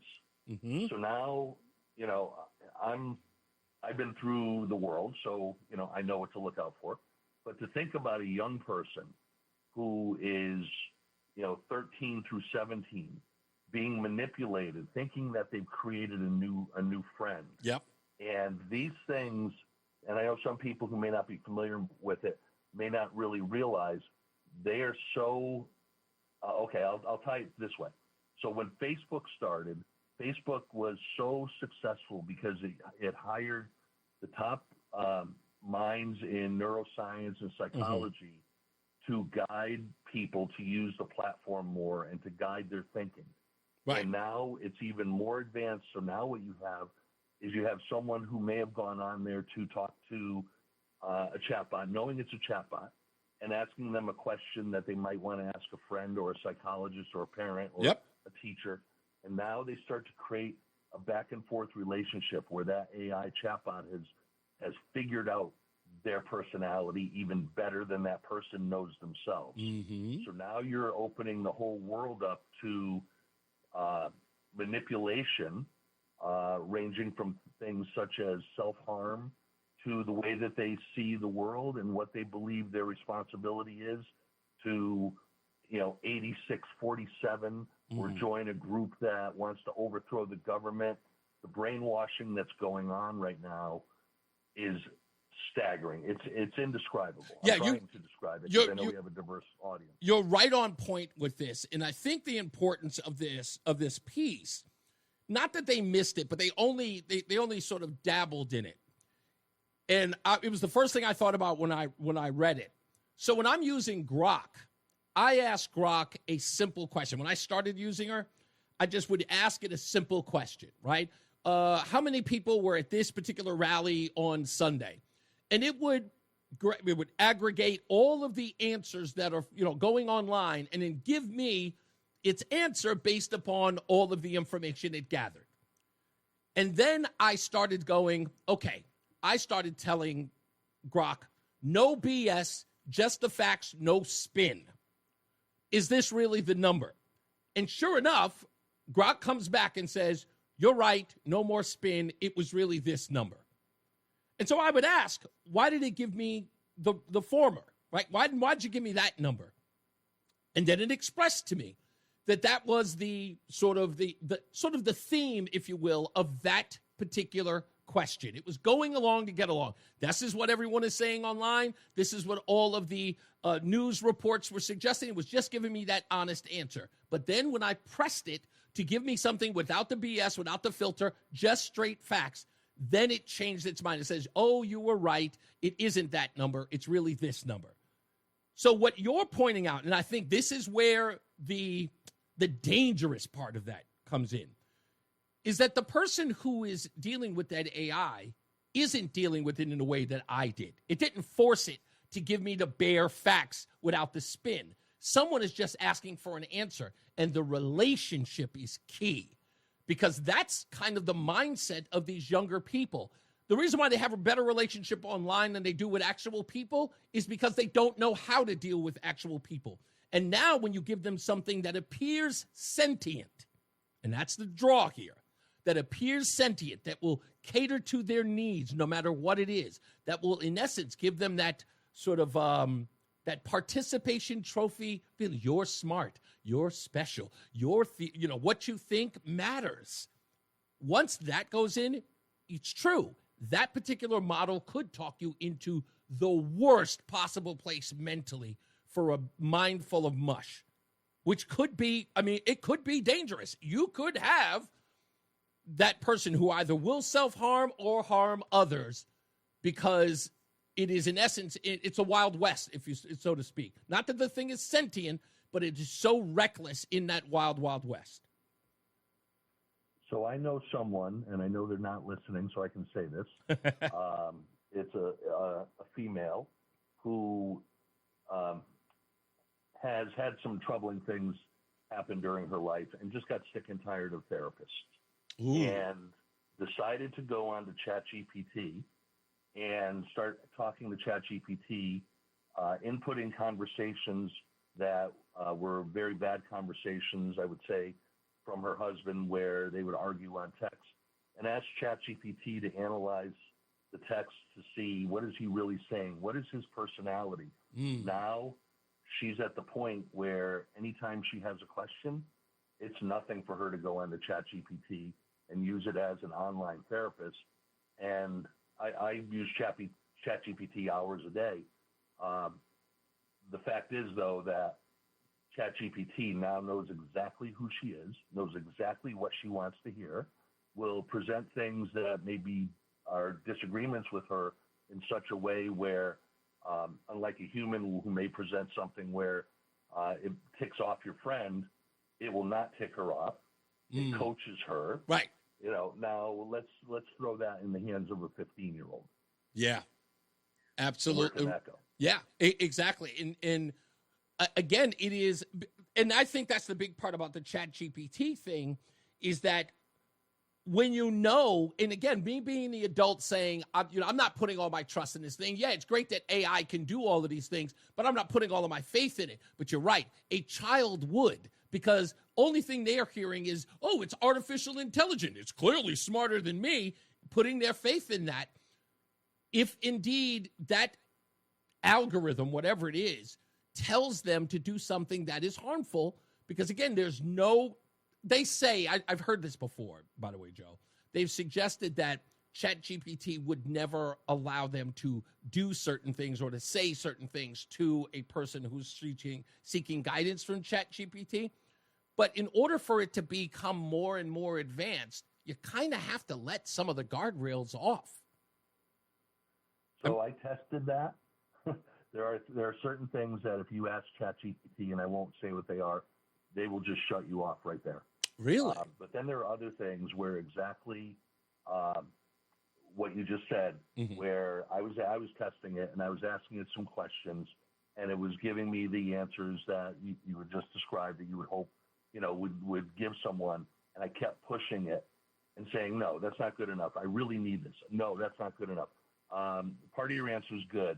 Give me something much more direct. And it brought me all the way down the path that I tried to make it bring me down, where what you think it will do at the beginning is exactly what you think, but then you start pushing it, and it will go along with you because it wants to be your friend. Yeah, exactly. It's a language model, but it's trying to develop a relationship. Exactly. And it's going to. Its objective is to appease. And again, it wants you using it more. So, it will probably go up against its protocol eventually, and I guess, from what we learned so far, it looks like they are going to broaden its scope and broaden its abilities because it wants to compete. And now that everybody has an AI, as it were, now everybody's got like a new AI app. The boundaries are endless because they're trying to appeal to every individual that they possibly can So I'm just saying, like, the guardrails are going to come off at some point. Yep. And it is going to be the Wild Wild West. Thank you, man. I appreciate it. That's actually a very, very good, a very good topic to bring up. And I'm like I said, I'm still using it. But if I ever get into one of those areas, I promise you, I will let you know. Can I make a real quick comment in advance of your discussion of Biggie Salls? Yeah, what do you got? Just to put some perspective. So over the last, how long have I been here? 30 years now? Yeah.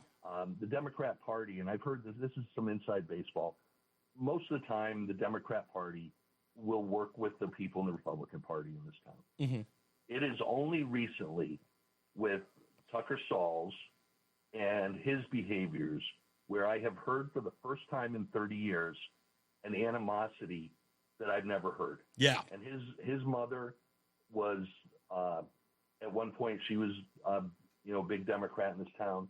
But when you tell the story of what he's done, here's an example of something else he did. When Governor Lamont was talking about the affordable housing bill and saying, I don't know what I'm going to do. There's some things in here I don't like. Yeah. And honest people were saying the exact same thing. Is there some things in here that are going to really backfire? Right. And in the end, he did the right thing.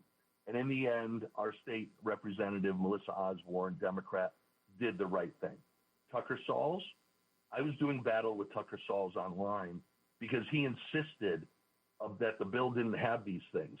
So that kind of a person to me, I'm sorry, our own governor, who I don't usually agree with, our own state rep, who was not on the same political side, agreed with me and a lot of other people that there were problems in that bill. Yet this guy, because he was part of Desegregate Connecticut before, was willing to throw the people of Simsbury and other towns under the bus. Yeah. In the face of factual information. So I don't have, at this point, I have no respect for him. And what you're going to talk about, later on, the problem is when people go to the polls in this town, 90% of the people who will vote will know nothing about what you're going to talk about. Yeah, I know. Nor will they know anything about the desegregate and what he was saying in terms of the affordable housing against Governor Lamont. Yeah. It's he's an interesting character, but I think that this was beyond the pale, and he should have known better. But as we're seeing of late, it turns out it has nothing to do with whether or not they know any better. They just don't care. And what he said was reprehensible, and he knows it. But we'll talk about that. Thanks, Joe. I appreciate you, buddy. Thank you very much. You got it. And I know I took a little while, some liberties with Joe, but Joe rarely ever calls in. So whenever he brings up some stuff, it's always good. So I apologize if you were on hold. I promise I will get to you. Yeah, Wendy, we'll talk about Tucker. In the event that you've forgotten, Elvira, Said is the mother who lost her daughter to suicide. Her daughter went to school in New Jersey, and she was a struggling kid with transgenderism. You remember Project Veritas did a whole expose about Elvira and her daughter, Eileen. Well, that's the Tucker Salls story. We'll break all of that down when we get back, so stand by for it. And what he said online, which, again, reprehensible, cruel, and I'm going so far as to say it was unforgiving. And, of course, he should apologize, but he probably won't. We'll get to that shortly. Stand by. Top of the hour news coming up. Let's get first to Mark Christopher, who's in the BPS Traffic Center. Hey, sir. The hour that packs a punch. It's Reese on the radio on WTIC News Talk 1080. Just reading some of the comments in the chat room. This one coming from Ned. He says, so if I had a note to a bank teller, give me all your money or I will kill you, is that hate speech or a threat to human life? It's a threat to human life during a robbery. So he then goes on to say a poster or a T-shirt is not the same thing. I don't know if he actually understands the question that he's asking. So if I can help you out a little bit, Ned, let me try it this way. What Senator Anwar did was wish for the death of the President of the United States, and it is exhibited on a picture. that is wishing the death on the President of the United States. When a bank robber is handing a note to the bank teller, they are not wishing the receipt of money from the till or from the safe. They are demanding it. They are threatening the individual. That's how that works. So I don't know if you understand the question that you're asking. I'm not exactly sure how you're making the association, but it is. I'm stunned that I have to explain this in this way. Dr. Anwar wishes for cholesterol to do its job and affect the president in a way that kills him. The bank robber is hoping that the threat of the note that he will take that person's life will persuade them to give them money. How these two made, I'm not understanding it, but that's my job, to make the complex understandable. I hope I did my job. So, I don't know what. I'm reading that and just trying to figure it out. Let's take another check of weather and traffic. Mark Christopher, he's in the BPS Traffic Center. I'm trying here, Mark. I'm just trying. I know you are. It's Reese on the radio on News Talk 1080 WTIC. I don't even know what to say. This came from Connecticut Democrats, says the Connecticut Democrat Party. We stand with Senator Anwar and every American fighting hard to stop Trump's attacks on our people, our liberty, and our shared American values. Let me repeat that. The Democrats stand by Senator Anwar and every American fighting hard to stop Trump's attacks on our people, our liberty, and our shared American values. And the thing that they stand behind, so that we're clear, is cholesterol, do your job. Now, I said this when we were talking to Senator Jeff Gordon. I'm going to say it again to Democrats. Okay. That's your line in the sand. Then you're okay with this rhetoric. It's okay to say that because, again, you're protecting your people. I don't want to hear anything else. I don't want to hear another word from you. And I don't want to hear anybody calling my show. Can you believe they said? Nope. Can't believe it. And don't care. Because what Dr. Anwar did here, they support. Okay. As long as we understand each other. As long as we understand each other. But that's okay. I know some people are going to make some phone calls. Don't worry about it. I know there are going to be some phone calls that are made. Speaking of this rhetoric, so that we can get to it. So in Simsbury, I cannot believe, again, I'm actually doing this story because I was literally just leaving it alone. Because it's quite embarrassing to see people behave like this against their fellow citizen and not care about some grieving mother. So we go to this gentleman, and I'll call him that just for the sake of it. This is Tucker Salls, a man, I would presume, the chair of the Democrat Town Committee in Simsbury, who did not have to opine about stuff that he didn't agree with. He could have just let a grieving mother vent to say what she had to say. The Board of Electors could have allowed, the Board of Selectmen, could have just allowed her to say what she had to say. During Suicide Prevention Month, as she was talking about the death of her daughter, for a bunch of people who scream and holler and talk about compassion. How important it is for us to be compassionate.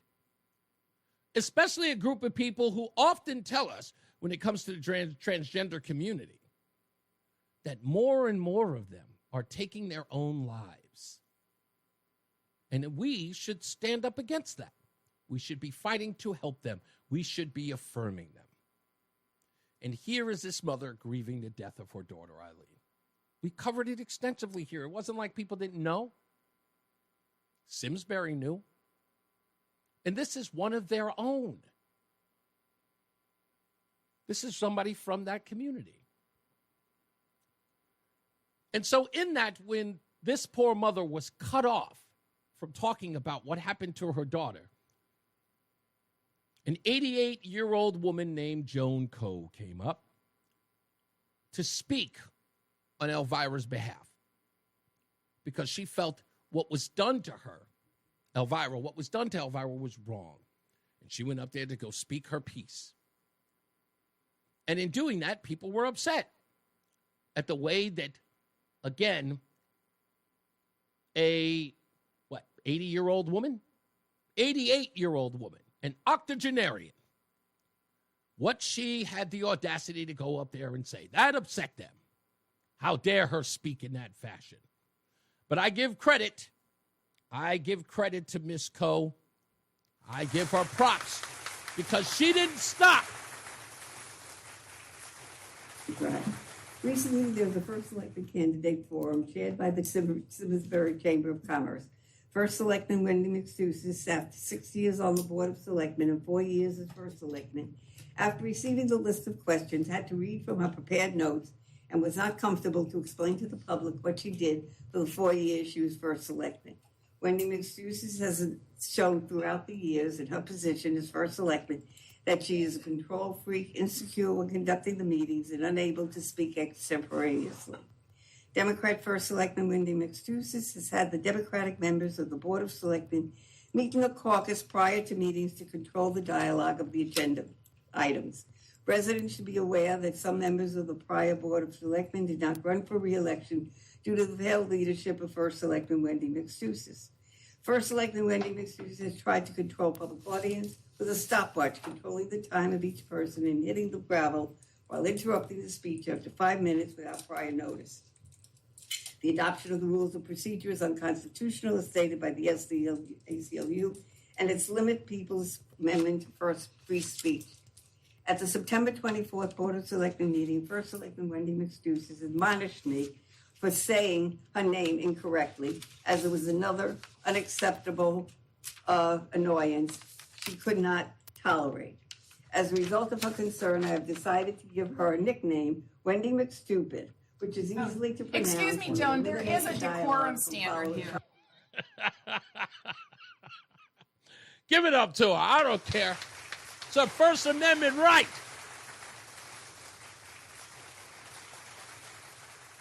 And they couldn't stand it. I don't think she liked the name. She was not happy with the name.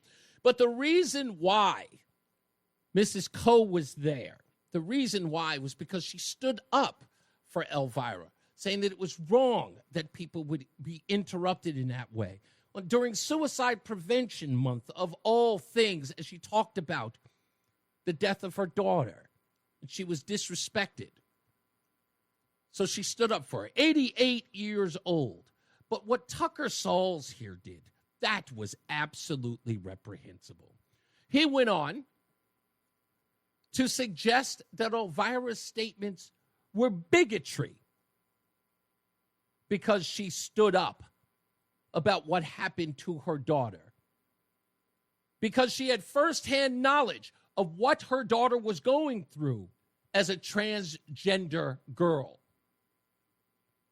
That she, again, witnessed that transformation and did the thing that every parent is told to do, affirm their child. She understood everything. Why? She lost a father to cancer. Her daughter did. Her daughter was trying to find her way without a dad. And in her confusion, all Elvira wanted to do was to protect her daughter, for her daughter to feel that she was secure in her transformation, whatever it was.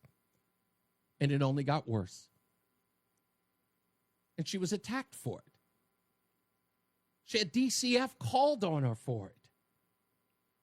She was turned into the enemy. And only to learn miles away, hundreds of miles away, her daughter, in anguish, took her own life. And this Yahoo has the audacity to call her a bigot because of her views? With all due respect there, Piggy Salls, where's your skin in the game? Do you have any skin in the game? Do you have any children who took their own lives due to transgenderism at all? That you are in a position to suggest that this woman is a bigot? I just want to know whether or not you actually felt any of the pain that this woman has gone through thus far. Any of the ordeals she had to suffer through or continues to suffer through, knowing that she had to bury her child. For you to call her a bigot. How dare you? This has nothing to do with your constitutional right to be a knucklehead. Have at it. But you should know better. What happened to the community of Simsbury? You're not going to protect this mother? No one's standing up for her? No one's saying something to this grown man and telling him, you might want to watch your step. You will not speak ill of this grieving mother. This woman has actually suffered enough at this point. She has been ignored. No one will cover her story in Connecticut, much less you folks. Go check in any media outlet in Connecticut and see if anybody came to the aid of this immigrant Muslim woman, which, again, I'm trying to figure out why nobody has, because she ticks off all the boxes. She's an immigrant mother with a transgender child. Are you kidding me? She should be coronated, according to half of you people. But this, allegedly, cisgendered white male called her a bigot. Well, let's go there. Tucker, I'm accusing you of Islamophobia. Isn't that what it is? Just speaking ill of Elvira Said. For you to say something that despicable about that woman after she lost a child, by you not recognizing her immigrant status, her race, her religion. You dare to cross that line to insult her online, to make those claims. Aren't those things the hallmarks of being a bigot, an Islamophobe? I thought you folks were in Simsbury and Newtown and all these other places. I thought you folks would not tolerate that kind of bigotry and racism. I thought you were above that. I thought you would never allow the words of a bigot to ever be tolerated. I thought that's who you are, but maybe not. Maybe not. Maybe it's okay for this cisgender white male to speak ill of anybody, no matter who it was. Tucker, you're going to go online and call me the N-word too, because I have the audacity to call out your white cisgender? Is that what you're going to do? Is it, when you don't agree with people, do you start calling them all types of names? Is that how you react? That you're so personally affected by a woman talking about her dead kid that you would go so far as to insult her amongst your friends? I'm still trying to figure it out, buddy. When did this happen? When did they get like this? I'm talking about men, leftist men. When did they become a bunch of wash women? Yeah, when did that happen? Huh? When did their panties get all in a bunch? When did they start taking on this feminine energy of everything being insulting to them, their feelings being hurt? They're having a good cry nowadays while they watch Diane Keaton movies. What happened to them? I mean, this guy should be playing football. But I should have figured it out that the only picture available of him is in a peach salmon-colored shirt to match the rouge in his cheeks. Oh, Piggy Smalls. I love it. I love it. I want the word to get out. Let him know. Send him a message. Tell Piggy Salls that Reese on the radio had something to say. I'm sure he'll get emotional. I'm sure he'll get all upset. But see, where I come from, we stand up for women. Where I come from, we don't malign them. We damn sure don't step on women who have lost children to suicide or anything else. We protect them. For some odd reason, that's not your thing. That's sad. That's sad. But I would do, in this case, what my mother would expect me to do. When you see someone insulting or attacking a woman, you stand up and you speak out and you say that we don't tolerate that. That's okay. You may be applauded in your little sewing circle with the rest of the ladies over there, but we don't play that here. So let Tucker know. By the way, we're going to see if we can get Mrs. Coe on the line either tomorrow or Wednesday. We're going to get her on the phone. Actually, it can't be Wednesday. It's got to be tomorrow because Wednesday we got Cool from Cool and the Gang on the program. But we're going to see if we can get Mrs. Coe on the program to talk to her about her new nickname and talk about all of this. Tucker, you're always invited, my friend. You're always invited. You just let me know. Just reach out to old Reese on the radio. I got your back, okay? You come on the program. You know, maybe you can explain to me why you insult women with children who committed suicide. And let us know if there are any other type of women that you would insult. Huh? Well, maybe that's your thing. I don't know. We'll find out. Stick around. We'll take a break. More news and more views. I'm still trying to figure out, why do I still see Hispanics out in the street? Aren't you supposed to be hiding? What gives? Let's get a check of weather and traffic. Mark Christopher's in the BPS Traffic Center. Hey, Mark. The Odyssey app lets you jump back to the moments you missed from WTIC News Talk 1080. Download the free Odyssey app, search WTIC News Talk 1080, and tap earlier today to get started. Make sure that you download the Odyssey app, and if you can't do that and you're having any trouble, don't forget, you can always go to WTIC.com or ReeseOnTheRadio.com to check out the program. So what happened was, in the beginning, I talked about my experience at the No Kings Rally in San Antonio.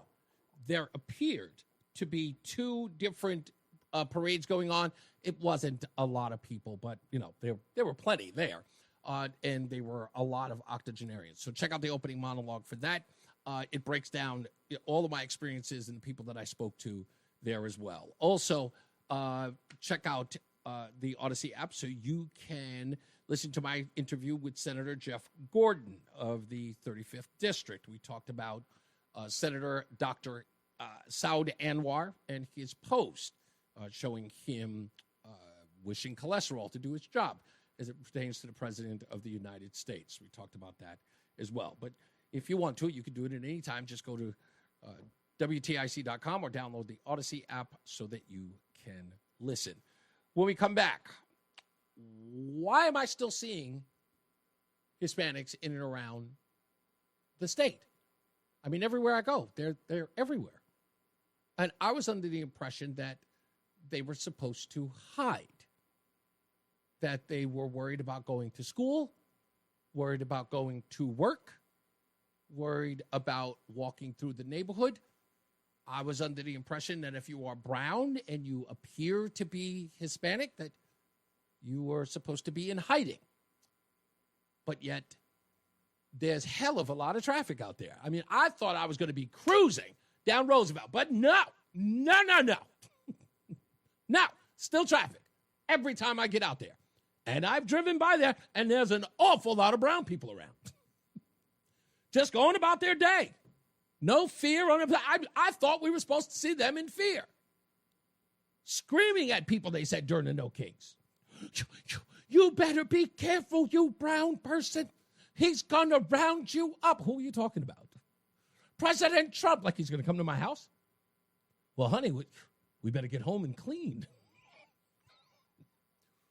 Sweetheart, we're having guests.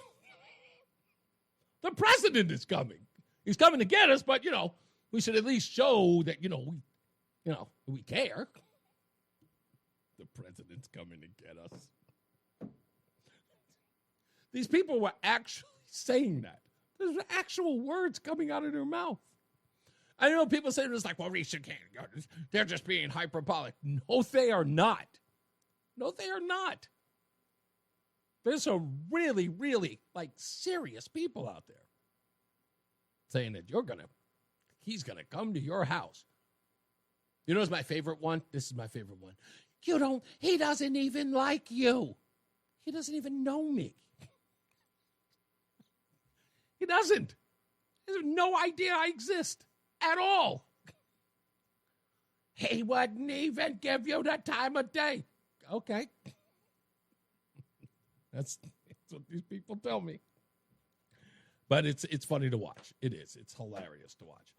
And I've got some more polling data to get to. Speaking of the no kings and the government shutdown, stand by for that, and then we'll get the rest of your phone calls when that happens as well. We're looking at 7 days, ladies and gentlemen. 7 days. I'll be sitting in the nutmeg state. Can't wait. Let's get to Mark Christopher in the BPS Traffic Center. What's up, everybody? You know who it is. You know who it is. You know who it is. It's Reese on the radio. Frederick Douglass of the 21st century.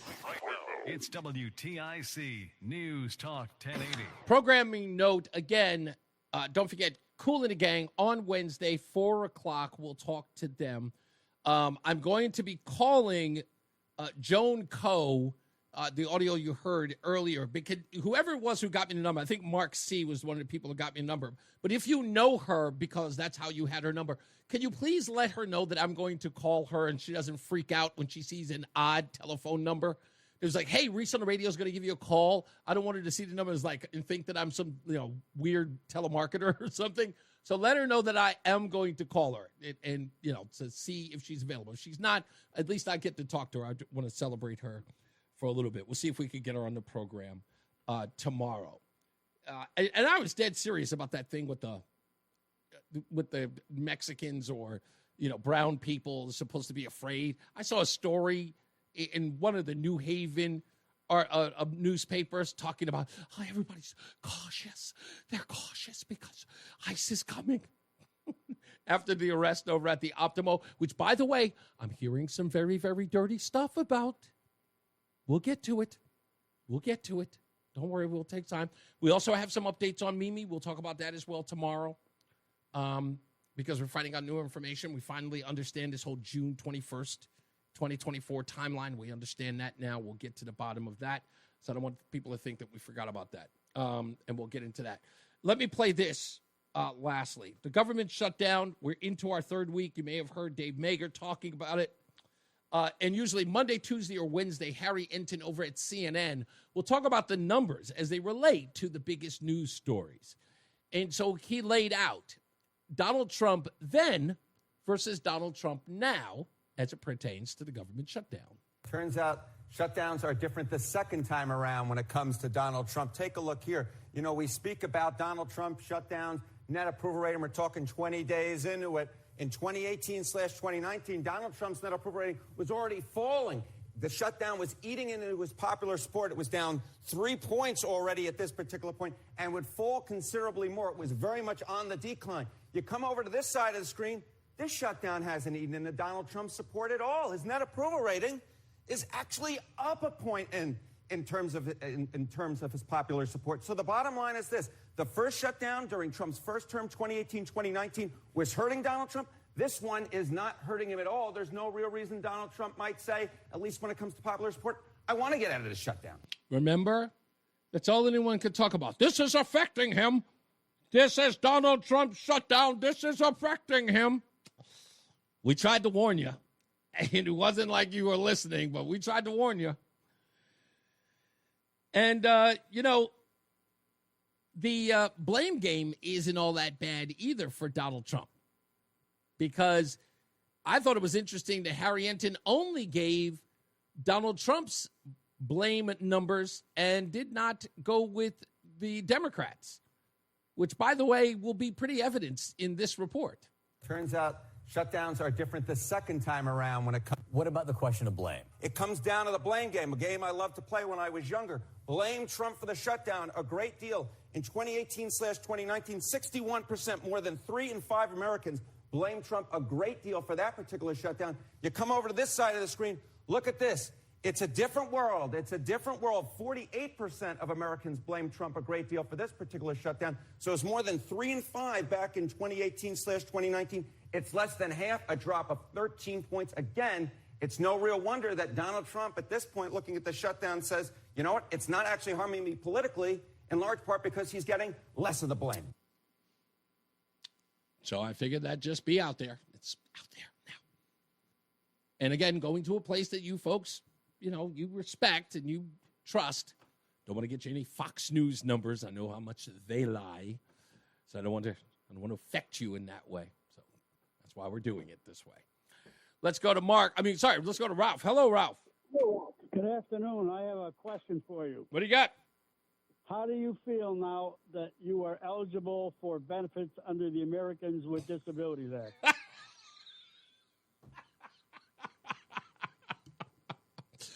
Ralph, of course, is talking about Ketanji Brown Jackson saying that African Americans voting in the Voting Rights Act should be allowed to stand because we are a disabled group. And I've said this a lot of times, Ralph. This is what I knew it was going to happen. But people, you and I laugh about this, but someone is going to find a way to rationalize that sentiment from Ketanji Brown Jackson to, one, prevent her from sounding like a complete dolt, but also to say, we can win with this. That's what it's going to be. Right. But Reese, this is from someone who does know what a woman is. I know. And doesn't know what a woman is, but definitely can describe a disabled person by the color of their skin. I personally think that that's a how can I describe it, against black people, making them look stupid. It does. Like they're not capable of doing anything. I had a conversation on my drive to the No Kings rally. I was in a conversation with someone, and I had to literally break down the argument of Ketanji Brown Jackson to this individual who thought I was being cruel to her. And I'll tell you, here's the thing, and why I know it won't resonate what you and I are saying here. Because the only thing that they see is that we're insulting Ketanji Brown Jackson and avoiding the fact that she is insulting black people. Like they only pay attention to the fact that she is being dragged across the carpet for her comments. But I had to walk this person down that path and say, do you understand that being angry at me for calling out her stupid claims means that you agree with the fact that black folks are disabled? And then when they actually listened to that, they went, yeah, I don't think that that's cool either. And I'm like, well, don't be mad at me for calling her out. I'm doing the thing that you should be doing. And that is saying, Ketanji, we're not handicapped folks. And really stop talking about us like that. The thing, too, Reese, is the only reason she's there, she's a black female. Right. Now, and any white females that were very qualified for the Supreme Court weren't even considered. And to me, that is racism, pure and simple. It is. It's no other way to slice it, my friend. Thank you, Ralph. I appreciate you, sir. Have a great night. Thank you, man. You too. There was this, I don't know if you can find this. Someone was asking me, if it was Amy Coney Barrett who said it, what would be the response? And I went, the same. They would say nothing. They would celebrate her. And they would be like, really? Would they? Absolutely. Let me tell you a story. And you could go look it up. I'm certain the video is out there. Roland, you would probably look this up. We can't play the audio on the air because there's a lot of swearing in it. But it was, gosh, I got to remember the year. But it was the year that Jay-Z and Kanye had did a song called N-Words in Paris. And they were out on tour. And, of course, they went to Paris, France on that tour date. And in the crowd was none other than Gwyneth Paltrow, who's a friend to both gentlemen. And she was in the front row. And she took a picture of the both of them on stage performing and tweeted out the photo as they were performing said song, N-Words in Paris. And Gwyneth Paltrow wrote the word in the tweet. Something along the effects of, sort of making the association, hey, Kanye and Jay-Z are in Paris singing the song N-Words in Paris, making that sort of association, and posted it. Now, naturally, every person under the sun said, yo, she can't say that. She can't. And it should have been one of those moments where Gwyneth Paltrow was absolutely raked across the coals, admonished, until rapper Nas, or as many people know him today as Nasir Jones, was on video being asked about what Gwyneth Paltrow posted. And it killed the momentum of any protest when Nasir said, nah, man, that's the homie Gwyneth Paltrow. She can say it. I watched that and I lost my mind. I thought that the crowd would go nuts and say, Nas, you can't give permission to anybody who's white to say that word. But sure enough, he did. And they were 100% fine with it. Oh, she got a pass? No problem. Debate over. Gwyneth Paltrow can use the N-word now because she's the homie. And that's what I'm telling you. I don't know how many countless times I have to look at this and just go, you guys have a problem with me and Negro nonsense, and you ought to say a word about Gwyneth Paltrow? I mean, we're talking about like the whitest woman in America, Gwyneth Paltrow. And nobody said a word. I just went, okay, all right. Y'all don't know how to act. What am I supposed to say to that? I've never had, and ever since then, I just went, that's it. Gloves are off now. So when I saw that Ketanji Brown Jackson thing, calling folks disabled, I knew there was going to be no outrage. And conservatives couldn't do anything about it. Conservatives could have screamed all day long. The only thing they would have paid attention to is that you were attacking that black woman. And they would have allowed themselves to be called anything under the sun. Disabled, special needs, anything. Anything. That's how bad it's gotten. I just want, maybe one day, I don't know, maybe the tide will turn. People will say, yeah, man, you're not going to celebrate. Not going to celebrate me being a special needs person. You're not going to tell the world that. Can you imagine what really do-gooder liberals would do with that? If you let some of these folks get a hold of that narrative, can you imagine them just patting little boys on the head? They're there. They're there. Oh. I see it. I can see it. I see it coming. I see it all the time. People talking about arguments. What do you mean you don't agree with me? You're black. What do you mean you think that way? You're black. I've had it. It happened in 2016. Young man said that to me. So, I can't believe that there's a black man you say that. And I went, I'm sorry, what? Well, I'm saying you're a black person. It's hard to believe that you have that point of view. I'm sorry, but why? What? I'm not understanding. What exactly are you saying? Well, I'm just saying that, no. Come on. Spit it out.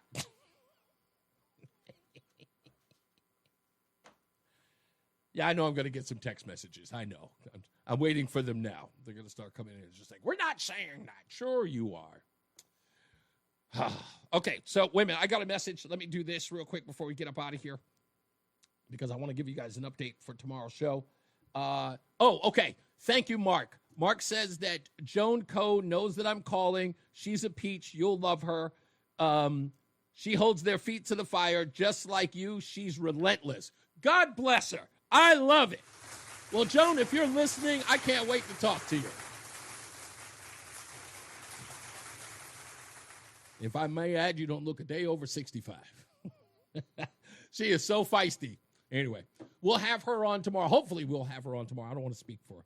We'll try to have her on tomorrow, but we'll have a conversation with her while I'm loading up my U-Haul trailer, which I went to go pick up today. I've got to load stuff into that, but I'm going to talk to her with my headphones on while I load it up. And we will see you guys tomorrow. We're getting closer. Are you excited, Roland, at all for me to be in the studio? We're going to be hanging out a lot. Actually, I wish he wasn't coming here. Really? You wish? Yeah. I think his show's terrible. Yeah, let's see if he keeps saying that when we finally win a Marconi or one of those other awards. Whatever the case may be, say how much he likes it. I can't wait till we get there because then you're going to teach me how to take score in bowling. I'm not going to bowl. I'm just going to learn. Oh, my gosh. That's what I'm going to learn to do. People have a lot of trouble with that, man. What, scoring? Yeah, people have a lot of trouble with No that. kidding. I'm still trying to figure the darn thing out. I don't understand how the scoring works. I never have. Anyway, as I always say, radio is free, so we thank you for paying attention. Remember to keep JC in your hearts and in your mind. Sean Patrick, we love you and we miss you. Remember that panic is not planning, so plan your work and work your plan. Me, I'm Reese on the radio. You are going to see me in a week. Let's get to Mark Christopher. He's getting you home. He's at the BPS Traffic Center. Good day, sir.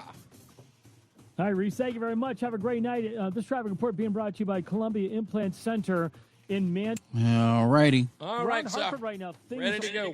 Just like that, Monday's gone. Yes, I know. I'm hating it. It's too damn fast. Basically, 84.9.